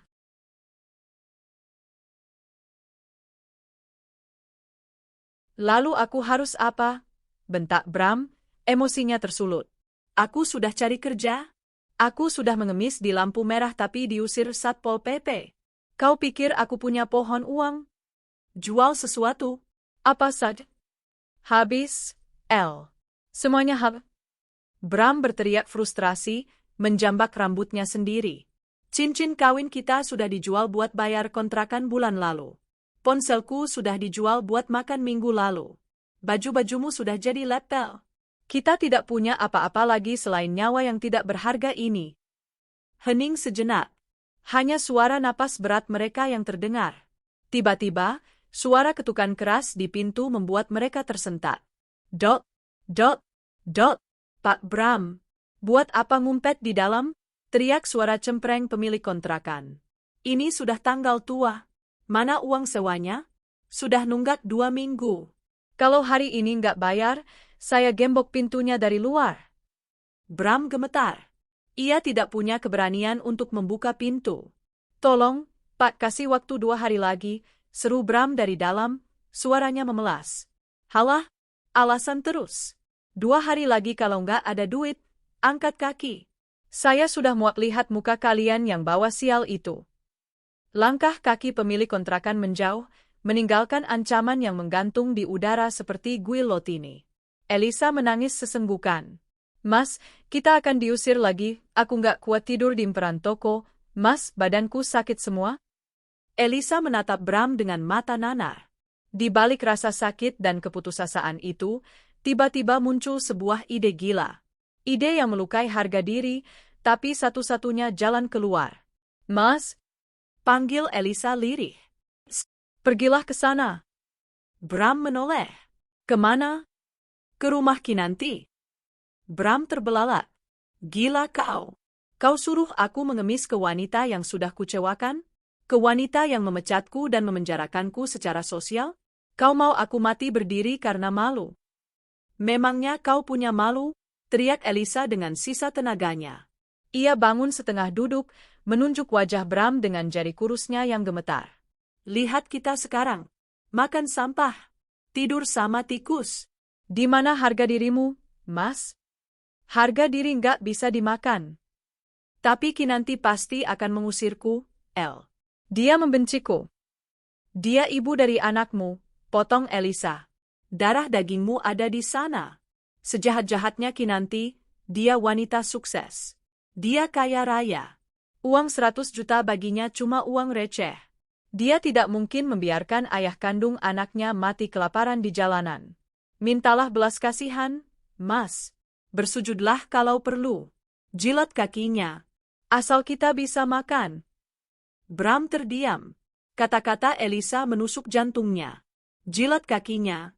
Bayangan wajah Kinanti yang dingin dan berkuasa melintas di benaknya. Membayangkan dirinya harus merendahkan diri serendah-rendahnya di hadapan mantan istri yang dulu ia injak-injak harga dirinya, sungguh menyakitkan. Tapi kemudian, perutnya berbunyi nyaring. Rasa perih di lambungnya begitu hebat hingga ia membungkuk. Elisa benar. Harga diri tidak bisa dimakan. Kebanggaan masa lalu sebagai direktur tidak bisa membeli nasi bungkus. Baiklah, gumam Bram, suaranya terdengar seperti orang kalah perang. Aku akan pergi. Mintalah uang yang banyak, Mas, bisik Elisa, Sifat serakahnya muncul lagi di tengah penderitaan. Bilang aku sakit parah. Bilang kita mau mati. Dia pasti kasihan. Kalau dia kasih uang, kita bisa sewa tempat yang lebih layak. Kita bisa beli obat. Bram berdiri. Kakinya goyah. Ia memandang dirinya di pecahan cermin yang tertempel di dinding. Sosok di cermin itu bukan lagi Bramantio sang eksekutif muda. Sosok itu adalah gelandangan. Wajah kusam, mata cekung, pakaian lusuh yang bau keringat. Aku pergi, kata Bram tanpa menoleh lagi pada Elisa. Bram melangkah keluar dari kontrakan sempit itu. Matahari Jakarta siang itu bersinar terik, seolah ingin membakar kulitnya yang sudah hitam. Jarak dari kontrakan kumuh di pinggiran Jakarta ke kawasan elit Pondok Indah tempat Kinanti tinggal sekitar 15 kilometer. Bram tidak punya uang sepeser pun untuk naik angkot, apalagi ojek online. Dia harus berjalan kaki. Kilometer demi kilometer ia tempuh dengan langkah terseok-seok. Panas aspal menembus sol sepatunya yang sudah tipis dan berlubang. Keringat mengucur deras, membasahi punggungnya, membuat perutnya yang kosong semakin terasa mual. Di sepanjang jalan, ia melihat baliho raksasa. Di sana, terpampang wajah Kinanti. Cantik, anggun, berwibawa. Iklan properti terbaru dari Nusantara Corp. Hunian mewah untuk kehidupan berkelas. Dipersembahkan oleh Kinanti Aisyah. Bram berhenti sejenak, menatap wajah raksasa mantan istrinya itu. Dulu, wajah itu ia miliki. Dulu, wanita itu memasakkan air panas untuk mandinya. Dulu, wanita itu mencium tangannya dengan takzim. Dan dia membuangnya. Dia menukarnya dengan Elisa yang kini menjadi beban hidupnya. Bodoh? Rutuk Bram pada dirinya sendiri, air mata bercampur keringat asin menetes ke bibirnya yang pecah-pecah. Aku laki-laki paling bodoh di dunia. Ia melanjutkan perjalanannya. Setiap langkah adalah penyesalan. Setiap tarikan napas adalah rasa malu. Di tengah perjalanan, ia melihat sebuah restoran Padang. Aroma rendang dan ayam bakar menyeruak keluar, menggelitik hidungnya. Bram berhenti, menelan ludah. Ia melihat orang-orang di dalam makan dengan lahap, tertawa bahagia. Ia ingin masuk, ia ingin meminta sisa makanan, tapi satpam di depan restoran menatapnya dengan curiga, tangannya sudah memegang pentungan. Bram menunduk dan berjalan cepat. Ia takut dipukul. Ia takut diusir seperti anjing kurap. 5 jam. Butuh waktu 5 jam bagi Bram untuk akhirnya sampai di kawasan elit Pondok Indah. Langit sudah mulai sore, berwarna jingga kemerahan. Perbedaan suasana begitu mencolok. Dari gang sempit yang bau got, kini ia berjalan di trotoar lebar yang bersih, dikelilingi pohon-pohon palem yang rindang. Rumah-rumah di sini bukan rumah, melainkan istana. Pagar-pagar tinggi, mobil-mobil mewah yang mengkilap, dan keheningan yang mahal. Bram merasa sangat kecil. Ia merasa seperti kuman yang masuk ke ruang steril. Akhirnya, ia sampai di depan sebuah gerbang hitam yang sangat ia kenali. Itu adalah rumah lama mereka, tapi sudah direnovasi total. Dulu pagarnya hanya besi biasa setinggi 1 meter. Kini pagarnya menjulang 3 meter dengan ukiran artistik dan kamera CCTV di setiap sudut. Bram berpegangan pada jeruji pagar, napasnya memburu. Kakinya gemetar hebat karena kelelahan dan kelaparan. Di balik pagar itu, surga yang ia sia-siakan berada. Ia melihat sebuah mobil Alphard putih terparkir di carport. Ia melihat taman yang terawat indah dengan bunga-bunga bermekaran. Dan yang paling menyakitkan, ia mendengar suara tawa. Suara tawa anak kecil. Renyah, lepas, bahagia. Itu pasti anaknya. Bram mencengkeram besi pagar itu erat-erat. Rasa lapar, lelah, malu, dan rindu bercampur menjadi satu bola api di dadanya. Kene? Bisiknya lirih. Aku datang sebagai pecundang. Ia mengumpulkan sisa keberanian terakhirnya. Dengan tangan yang gemetar, ia menekan tombol bel intercom di samping gerbang. Ting-tong. Suara bel itu terdengar nyaring, menandakan dimulainya babak terakhir dari kehancuran harga dirinya. Bramantio, mantan suami yang sombong, kini berdiri sebagai pengemis di gerbang istana wanita yang pernah ia buang.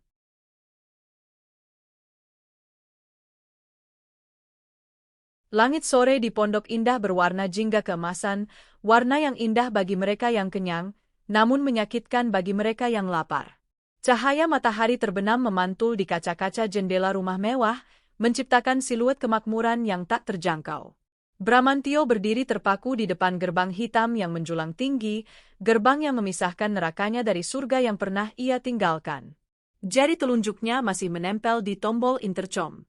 Getaran dari bel yang berbunyi di dalam rumah seolah merambat ke seluruh tubuhnya, membangkitkan detak jantung yang liar. Ting-tong, ting-tong. Setiap detik menunggu terasa seperti 1 jam. Bram meremas jeruji besi pagar yang dingin. Tangannya kotor, kukunya hitam. Ia melihat pantulan wajahnya di plat nomor tembaga yang tertempel di pilar, kusut. Hina, kalah. Dari balik pagar, suara tawa anak kecil itu terdengar semakin jelas. Bunda, lihat, aku bisa tendang bolanya tinggi sekali, teriak anak itu. Suara itu, suara malaikat kecil yang dulu Bram sebut sebagai gumpalan darah yang merepotkan. Pintu gerbang kecil di samping pintu utama berbunyi klik. Kunci otomatis terbuka. Namun, tidak ada satpam yang keluar. Mungkin mereka sedang di pos belakang atau sedang sholat maghrib. Yang keluar justru anak kecil itu. Seorang bocah laki-laki berusia sekitar 5 tahun berlari kecil mendekati pagar. Ia mengenakan setelan kaos polo Ralph Lauren biru tua dan celana pendek krem yang bersih.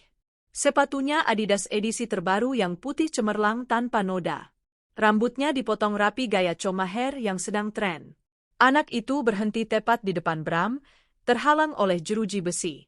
Ia memeluk bola sepak mahalnya. Mata bulatnya yang jernih menatap Bram dengan rasa ingin tahu yang polos. Tidak ada rasa takut, hanya kepolosan murni. Bram menahan napas. Wajah itu adalah cermin masa kecilnya. Hidungnya, bentuk alisnya, bahkan cara anak itu memiringkan kepala saat bingung, semuanya adalah cetak biru DNA Bramantio.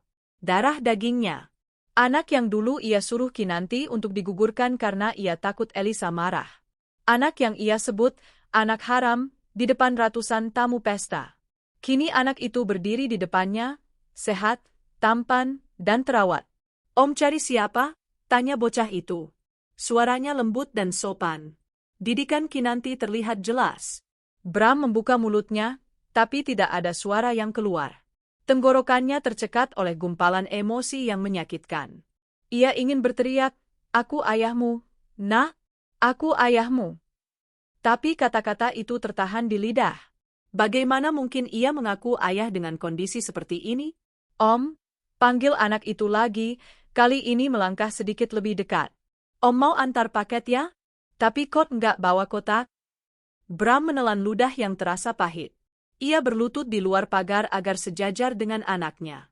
Lututnya yang sakit menghantam aspal keras, tapi ia tak peduli. Ia ingin melihat wajah anaknya lebih dekat. Om. Suara Bram serak dan parau, seperti suara gesekan amplas. Om teman ibumu, nak. Om. Bram tidak sanggup melanjutkan. Perutnya berbunyi kruk yang sangat keras, memecah keheningan sore itu. Bocah itu, Fathan, mendengar bunyi itu. Matanya melebar sedikit, lalu turun menatap perut Bram, kemudian kembali ke wajah Bram yang kotor dan penuh keringat. "Perut Om bunyi," kata Fathan polos. "Om lapar ya?" Pertanyaan sederhana itu menghancurkan pertahanan terakhir Bramantio. Air mata panas merebak di pelupuk matanya.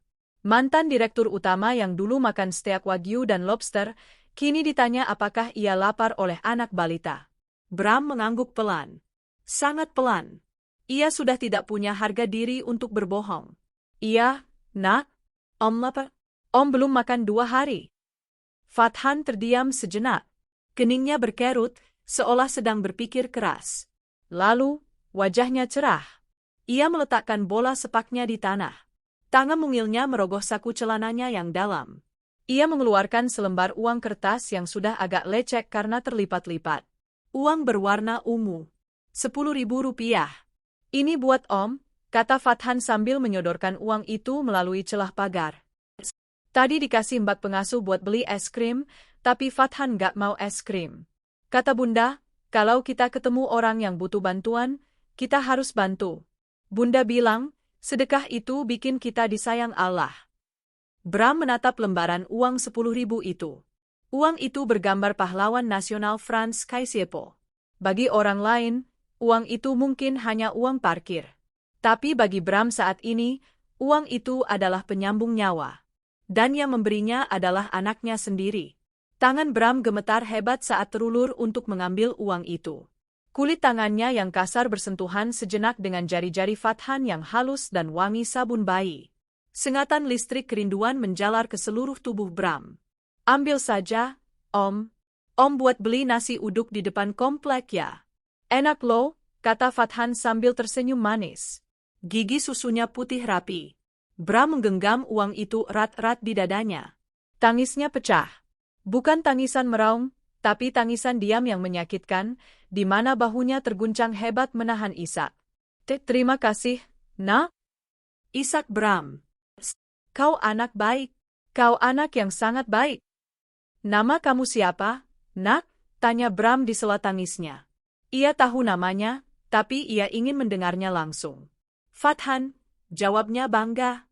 Fathan Al-Ghifari. Nama yang indah. Nama yang tidak pernah Bram berikan. Nama yang Kinanti pilih sendiri. Fathan.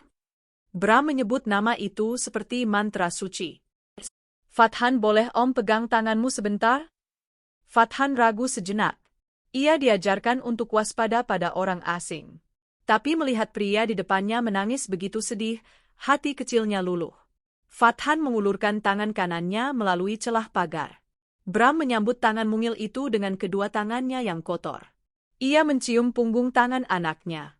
Ia menciumnya berkali-kali, membiarkan air matanya membasahi kulit anaknya.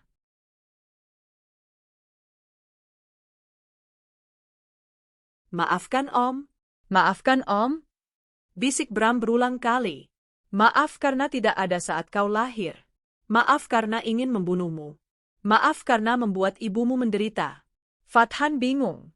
Ia menarik tangannya perlahan karena merasa sedikit risih dengan air mata dan ingus pria asing itu. Om, kenapa nangis? Sakit ya? Saat itulah, terdengar langkah kaki terburu-buru dari arah teras rumah. Dan Fathan. Astaga, Dan. Jangan dekat-dekat pagar. Seorang pengasuh wanita berseragam rapi berlari mendekat. Wajahnya panik. Ia segera menarik Fathan mundur menjauh dari pagar. Dan, kan Bak sudah bilang jangan bicara sama orang asing. Nanti diculik gimana? Omel pengasuh itu sambil memeriksa tangan Fathan, seolah takut tertular penyakit. Pengasuh itu kemudian menatap Bram dengan pandangan jijik dan curiga. Ia melihat pakaian Bram yang lusuh, wajahnya yang kusam, dan aura kemiskinannya. Heh, Bapak siapa? Ngapain pegang-pegang anak majikan saya? Pergi sana. Atau saya panggil satpam, bentak pengasuh itu galak. Bram berdiri perlahan, menyeka air matanya dengan lengan baju yang kotor. Saya bukan orang jahat, Mbak. Saya cuma... Halah, tampang kayak gembel begitu bilangnya bukan orang jahat. Mau maling ya? Atau mau hipnotis anak kecil? Tuduh pengasuh itu. Mbak, jangan marahin Om itu, bela Fathan. Om itu kasihan, Mbak. Dia lapar. Fathan kasih uang jajan Fathan. Pengasuh itu melotot kaget. Ya Allah, dan Fathan, uang 10.000 dikasih ke pengemis ini? Duh, dan Fathan ini memang terlalu baik kayak bunda. Kata, pengemis, itu menghantam ulu hati Bram. Ya, di mata anaknya, di mata pengasuh anaknya, dia hanyalah pengemis. Ayah kandung yang dulu bangga dengan jas jutaan rupiah, kini tak lebih dari sampah yang harus diusir. Saya mau bicara dengan Kinanti, kata Bram tiba-tiba. Suaranya mencoba terdengar tegas, tapi yang keluar hanya cicitan lemah. Mau ketemu Ibu Bos? Pengasuh itu tertawa mengejek. Mimpi. Ibu Bos nggak nerima tamu sembarangan, apalagi yang model begini. Sudah sana pergi. Nanti saya teriak maling lo. Tolong sampaikan saja. Bram ada di sini, kata Bram putus asa. Bram? Pengasuh itu mengernyit. Nama itu terdengar familiar. Mungkin dari gosip-gosip lama di antara para pembantu rumah tangga komplek.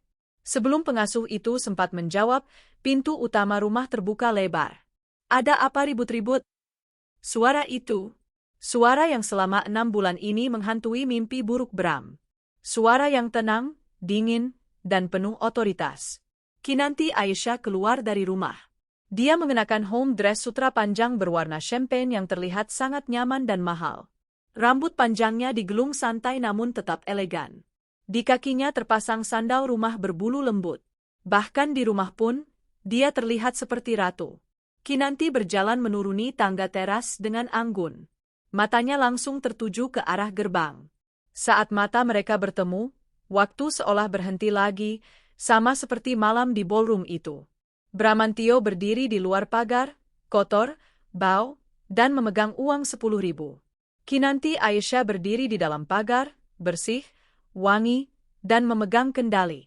Pengasuh itu segera menunduk hormat. Maaf, Bu. Ini ada pengemis maksa mau ketemu Ibu. Katanya namanya Bram. Dan Fathan malah kasih uang. Kinanti tidak menjawab pengasuh itu. Matanya terkunci pada sosok pria di balik jeruji besi. Dia melihat semuanya. Dia melihat kemeja yang sobek, tubuh yang kurus kering, dan keputusasaan di mata Bram. Apakah dia merasa kasihan? Tidak. Dia ingat bagaimana rasanya diusir saat hujan.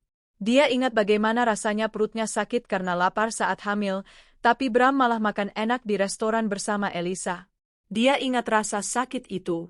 Kinanti berjalan mendekat, pelan namun pasti. Masuk, Mbak. Bawa Fathan ke dalam, perintah Kinanti tanpa menoleh. Tapi Bu, Masuk. nadanya tidak bisa dibantah. Pengasuh itu segera menggandeng Fathan. Dadah Om. Fathan melambaikan tangan kecilnya saat diseret masuk. Beli nasi yang banyak ya. Bram menatap punggung anaknya menjauh dengan hati hancur lebur. Pintu rumah tertutup, menelan Fathan ke dalam kehangatan yang tak bisa Bram masuki. Kini, hanya ada Bram dan Kinanti, dipisahkan oleh pagar besi hitam. Kinanti. Suara Bram bergetar hebat. Ia meremas jeruji pagar, seolah ingin merobohkannya. Tolong aku. Kinanti berdiri 2 meter dari pagar, melipat tangan di dada. Wajahnya sedingin batu pualam. Untuk apa kau datang ke sini, Bram? Bukankah aku sudah bilang, jangan pernah tunjukkan wajahmu lagi? Aku lapar, Kinanti. Bram menangis jujur. Rasa malunya sudah hilang ditelan lapar. Aku dan Elisa kami kelaparan. Kami sudah tidak makan 2 hari. Elisa sakit parah. Kami diusir dari kontrakan. Tolong aku. Demi Tuhan, tolong aku. Bram menjatuhkan tubuhnya, berlutut menyembah di depan pagar. Dahi kotornya menyentuh aspal. Aku mohon pinjami aku uang, atau beri aku pekerjaan jadi tukang kebun pun aku mau, jadi tukang bersihkan WC pun aku mau, asal aku bisa makan, asal Elisa bisa berobat. Kinanti menatap pria yang sedang bersujud di depannya itu. Pria yang dulu menendangnya. Pria yang dulu meludahinya. Kau minta pekerjaan? Tanya Kinanti datar. Bram mengangkat wajahnya, secercah harapan muncul di matanya yang basah. Iya, Kinanti. Apa saja? Aku janji akan kerja keras. Kinanti tersenyum tipis. Senyum yang sangat miris. Tukang kebunku digaji 5 juta per bulan, Bram. Plus makan dan BPJS. Jauh lebih layak daripada hidupmu sekarang. Aku mau. Aku mau, Kinanti, seru Bram semangat. Tarik. Kinanti memiringkan kepalanya. Tukang kebunku harus orang yang jujur. Orang yang bisa dipercaya. Bukan maling. Bukan pengkhianat. Harapan di mata Bram padam seketika. Kau bahkan tidak pantas memegang gunting rumput di tamanku, Bram. Kau akan mengotorinya. Kinanti, kau begitu kejam. Rintih Bram. Kejam? Kinanti tertawa kecil, tawa yang kering. Aku memberimu pelajaran berharga, Bram. Pelajaran yang tidak pernah kau dapat di sekolah bisnis manapun. Pelajaran tentang karma.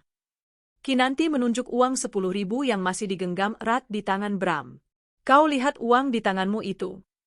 Bram menunduk menatap uang lecek pemberian anaknya. Itu adalah rezekimu hari ini. Dari anak yang dulu kau ingin bunuh. Dari anak yang kau sebut haram.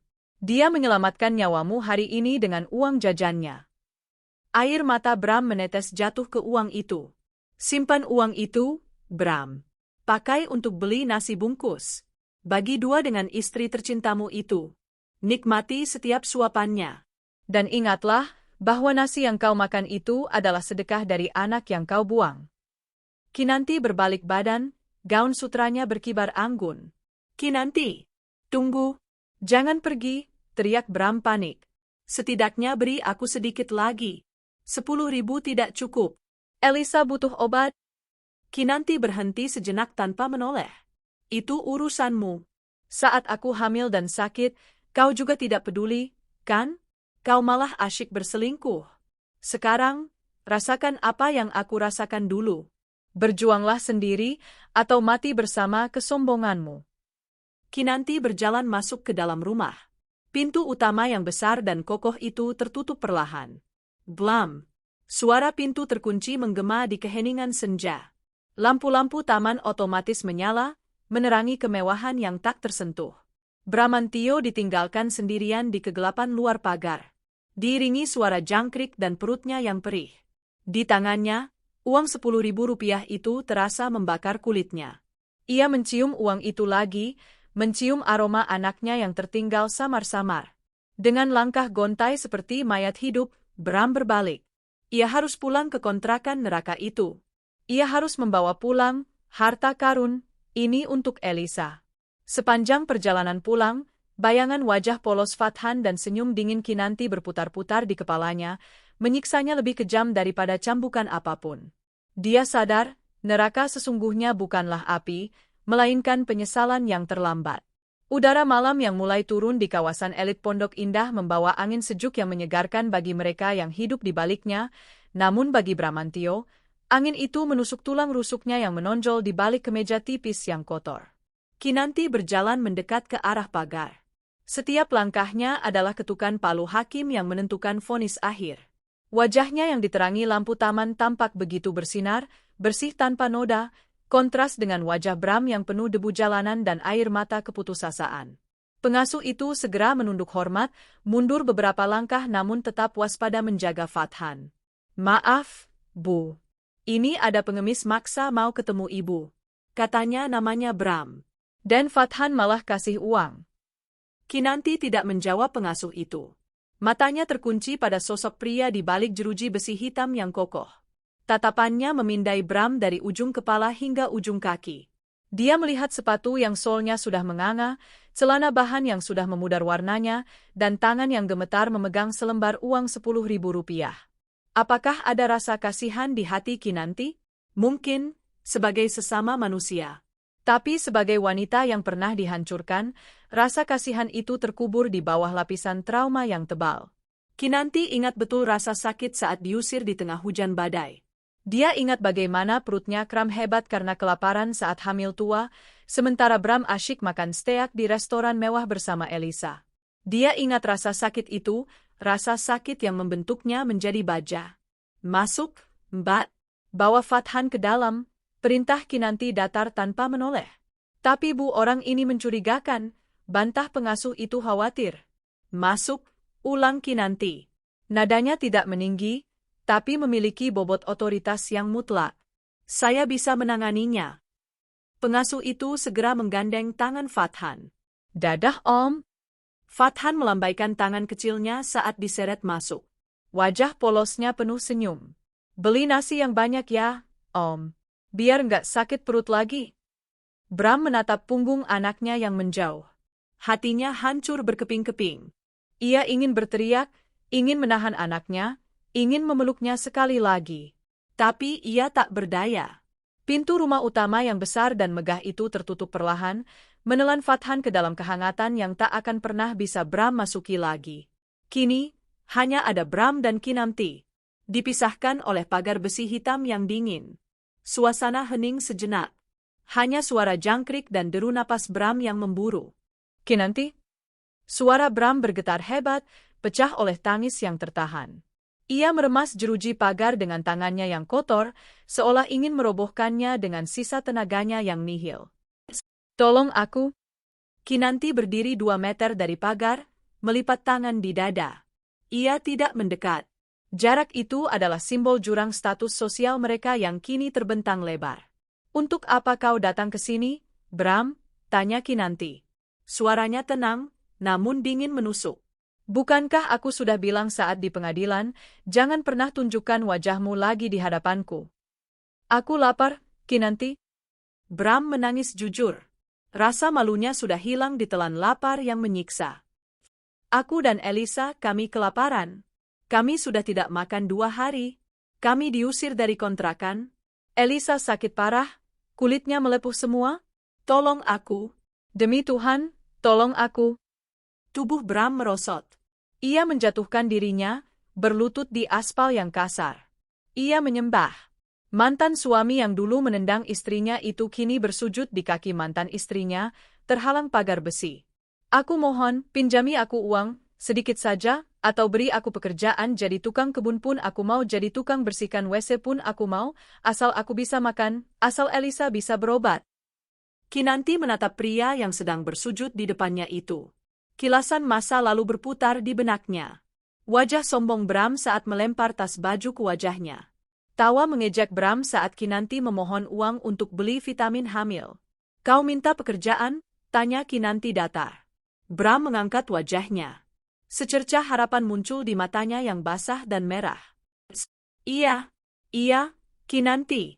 Apa saja. Aku janji akan kerja keras. Aku akan menebus dosaku. Kinanti tersenyum tipis. Senyum yang sangat miris, mengandung campuran antara iba dan kejijikan. Tukang kebunku digaji 5 juta per bulan, Bram. Plus makan 3 kali sehari dan BPJS kesehatan. Jauh lebih layak daripada hidupmu sekarang. Mata Bram berbinar. 5 juta? Itu jumlah yang sangat besar baginya sekarang. Aku mau, Kinanti. Tolong terima aku. Tapi Kinanti memiringkan kepalanya sedikit, tatapannya menajam. Tukang kebunku harus orang yang jujur. Orang yang setia. Orang yang bisa dipercaya menjaga rumah ini saat aku pergi. Bukan maling. Bukan pengkhianat. Bukan orang yang tega membuang anak kandungnya sendiri demi wanita lain. Harapan di mata Bram padam seketika, digantikan oleh keputusasaan yang lebih gelap. Kau bahkan tidak pantas memegang gunting rumput di tamanku, Bram, lanjut Kinanti, suaranya setajam silet. Kau akan mengotorinya dengan tangan kotormu yang penuh dosa itu. Kinanti, kau begitu kejam? Rintih Bram, air matanya menetes ke aspal. Di mana hati nuranimu? Kita pernah saling mencintai. Kejam? Kinanti tertawa kecil, tawa yang kering tanpa humor. Kau bicara soal kekejaman padaku? Wanita yang kau usir saat hamil tua di tengah badai? Wanita yang kau sebut menjijikkan? Kinanti melangkah maju 1 langkah, mendekat ke pagar. Wajahnya kini terkena cahaya lampu jalan, memperlihatkan ekspresi serius yang menakutkan. Aku tidak kejam, Bram. Aku hanya adil. Aku memberimu pelajaran berharga. Pelajaran yang tidak pernah kau dapat di sekolah bisnis manapun atau di meja judi manapun. Pelajaran tentang karma. Kinanti menunjuk uang Rp10.000 yang masih digenggam erat di tangan kanan Bram. Uang kertas berwarna ungu itu sudah lecek dan basah oleh keringat Bram. Kau lihat uang di tanganmu itu. Bram menunduk, menatap uang pemberian anaknya. Itu adalah rezekimu hari ini. Dari anak yang dulu kau ingin bunuh. Dari anak yang kau sebut haram dan kau sangkal keberadaannya di depan semua orang. Dia menyelamatkan nyawamu hari ini dengan uang jajannya. Air mata Bram menetes jatuh tepat ke atas gambar pahlawan di uang itu. Simpan uang itu, Bram, perintah Kinanti. Pakai untuk beli nasi bungkus. Bagi 2 dengan istri tercintamu itu. Nikmati setiap suapannya. Dan saat kau menelannya, ingatlah satu hal, bahwa nasi yang memperpanjang nyawamu malam ini adalah sedekah dari anak yang kau buang. Kalimat itu menghantam dada Bram lebih keras daripada pukulan fisik manapun. Kinanti berbalik badan, gaun sutranya berkibar anggun dihembus angin malam. Dia mulai berjalan kembali menuju pintu rumah. Kinanti, tunggu. Jangan pergi, teriak Bram panik. Ia bangkit berdiri dan mengguncang pagar. Setidaknya beri aku sedikit lagi. 10.000 tidak cukup. Elisa butuh obat. Dia bisa mati. Kinanti, apa kau mau jadi pembunuh? Kinanti berhenti sejenak. Dia tidak menoleh. Punggungnya tegak, kokoh, tak tergoyahkan. Kematian Elisa bukan urusanku, jawab Kinanti dingin. Saat aku hamil dan sakit, saat aku nyaris mati pendarahan karena stres yang kau sebabkan, apa kau peduli? Tidak. Kau malah asyik berselingkuh dan tertawa di atas penderitaanku. Itu masa lalu, Kinanti. Ampuni aku. Masa lalu membentuk masa depan, Bram. Sekarang, rasakan apa yang aku rasakan dulu. Ketakutan, kelaparan, dan sendirian. Berjuanglah sendiri, atau mati bersama kesombonganmu yang sudah jadi debu itu. Kinanti berjalan masuk ke dalam rumah. Pintu utama yang besar dan terbuat dari kayu jati solid itu tertutup perlahan. Bram melihat celah cahaya dari dalam rumah semakin mengecil. Celah harapan itu menutup. Blam. Suara pintu terkunci terdengar menggema, memecah keheningan malam di kawasan elit itu. Lampu teras otomatis meredup, menyisakan Bram dalam kegelapan di luar pagar. Kinanti! Teriak Bram panjang, suaranya serak dan putus asa. Tidak ada jawaban. Hanya suara angin yang menderu di pepohonan. CCTV di atas gerbang berkedip merah, merekam detik-detik kehancuran seorang pria yang pernah memiliki segalanya. Bramantio ditinggalkan sendirian. Lututnya lemas. Ia kembali merosot duduk di trotoar yang dingin. Di tangannya, uang 10.000 rupiah itu terasa membakar kulitnya. Ia mengangkat uang itu, menciumnya lagi. Mencium sisa aroma tangan anaknya yang tertinggal samar-samar. Aroma sabun bayi dan kemurnian yang tak pantas ia sentuh. Fathan? Isaknya. Ayah minta maaf. Tapi permintaan maaf itu tidak didengar oleh siapapun kecuali angin malam.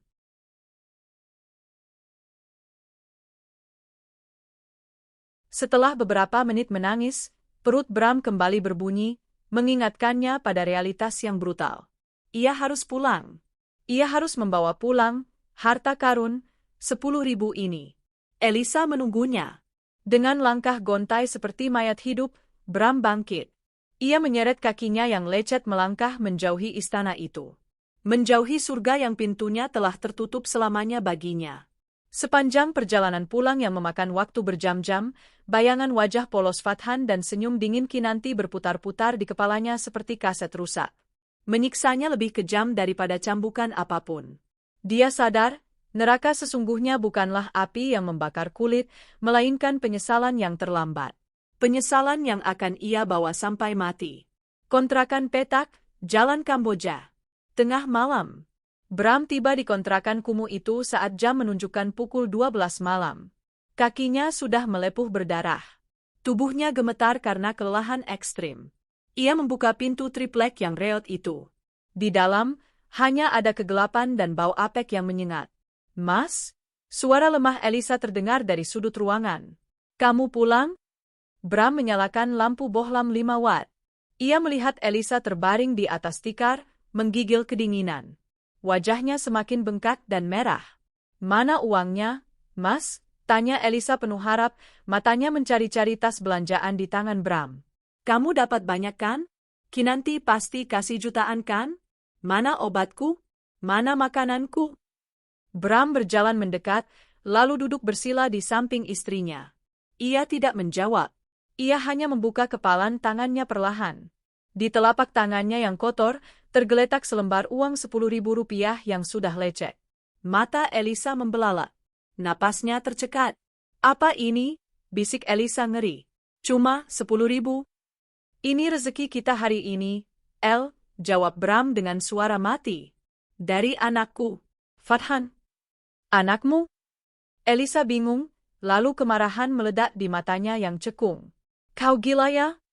Kau jalan kaki seharian, mengemis ke rumah mantan istrimu yang kaya raya itu, dan cuma bawa pulang 10.000. Kau laki-laki macam apa? Elisa mencoba bangun untuk memukul Bram, tapi tenaganya terlalu lemah. Ia hanya bisa memukul-mukul dada Bram dengan kepalan tangannya yang kurus. Bodoh, tolong. Harusnya kau paksa dia. Harusnya kau curi sesuatu, jerit Elisa histeris. 10.000 bisa buat apa? Aku butuh obat, Bram. Aku sakit. Aku mau mati. Bram membiarkan Elisa memukulinya. Ia tidak merasakan sakit lagi. Hatinya sudah mati rasa. Kinanti tidak mau membantu kita, El, kata Bram datar. Dia bilang ini karma. Dia bilang nikmati saja. Elisa meraung, menangis sejadi-jadinya. Suara tangisnya yang menyayat hati terdengar menembus dinding tipis, membuat tetangga sebelah menggedor dinding. Berisik. Orang mau tidur, teriak tetangga. Bram menghela napas panjang. Ia bangkit, mengambil panci kecil penyok, dan berjalan keluar untuk membeli nasi uduk di warung perempatan yang masih buka. Nasi uduk polos tanpa lauk, hanya kerupuk dan sambal, seharga 5.000 per bungkus. Dapat 2 bungkus. Malam itu, di bawah sorot lampu kuning yang remang-remang, 2 mantan manusia sombong itu memakan nasi bungkus mereka dalam diam. Elisa makan sambil menangis, air matanya menetes ke nasi, menambah rasa asin pada makanan yang hambar itu. Dia memakan nasi yang dibeli dari uang anak tirinya, anak yang dulu ia hina, ia fitnah, dan ia suruh gugurkan. Setiap butir nasi terasa seperti duri yang menusuk kerongkongannya. Bram makan dengan tatapan kosong menatap dinding yang berjamur. Di kepalanya, ia masih melihat gerbang hitam yang tertutup itu. Mereka sadar, ini adalah akhir dari segalanya. Tidak ada keajaiban. Tidak ada penyelamat. Tidak ada jalan kembali. Mereka terjebak dalam lumpur yang mereka buat sendiri. Mereka hanya memiliki satu sama lain, 2 jiwa yang rusak, saling membenci, namun terikat oleh dosa masa lalu. Dan di luar sana, dunia terus berputar, meninggalkan mereka membusuk dalam penyesalan abadi, menjadi butiran debu yang tak berarti di kaki zaman. Temat,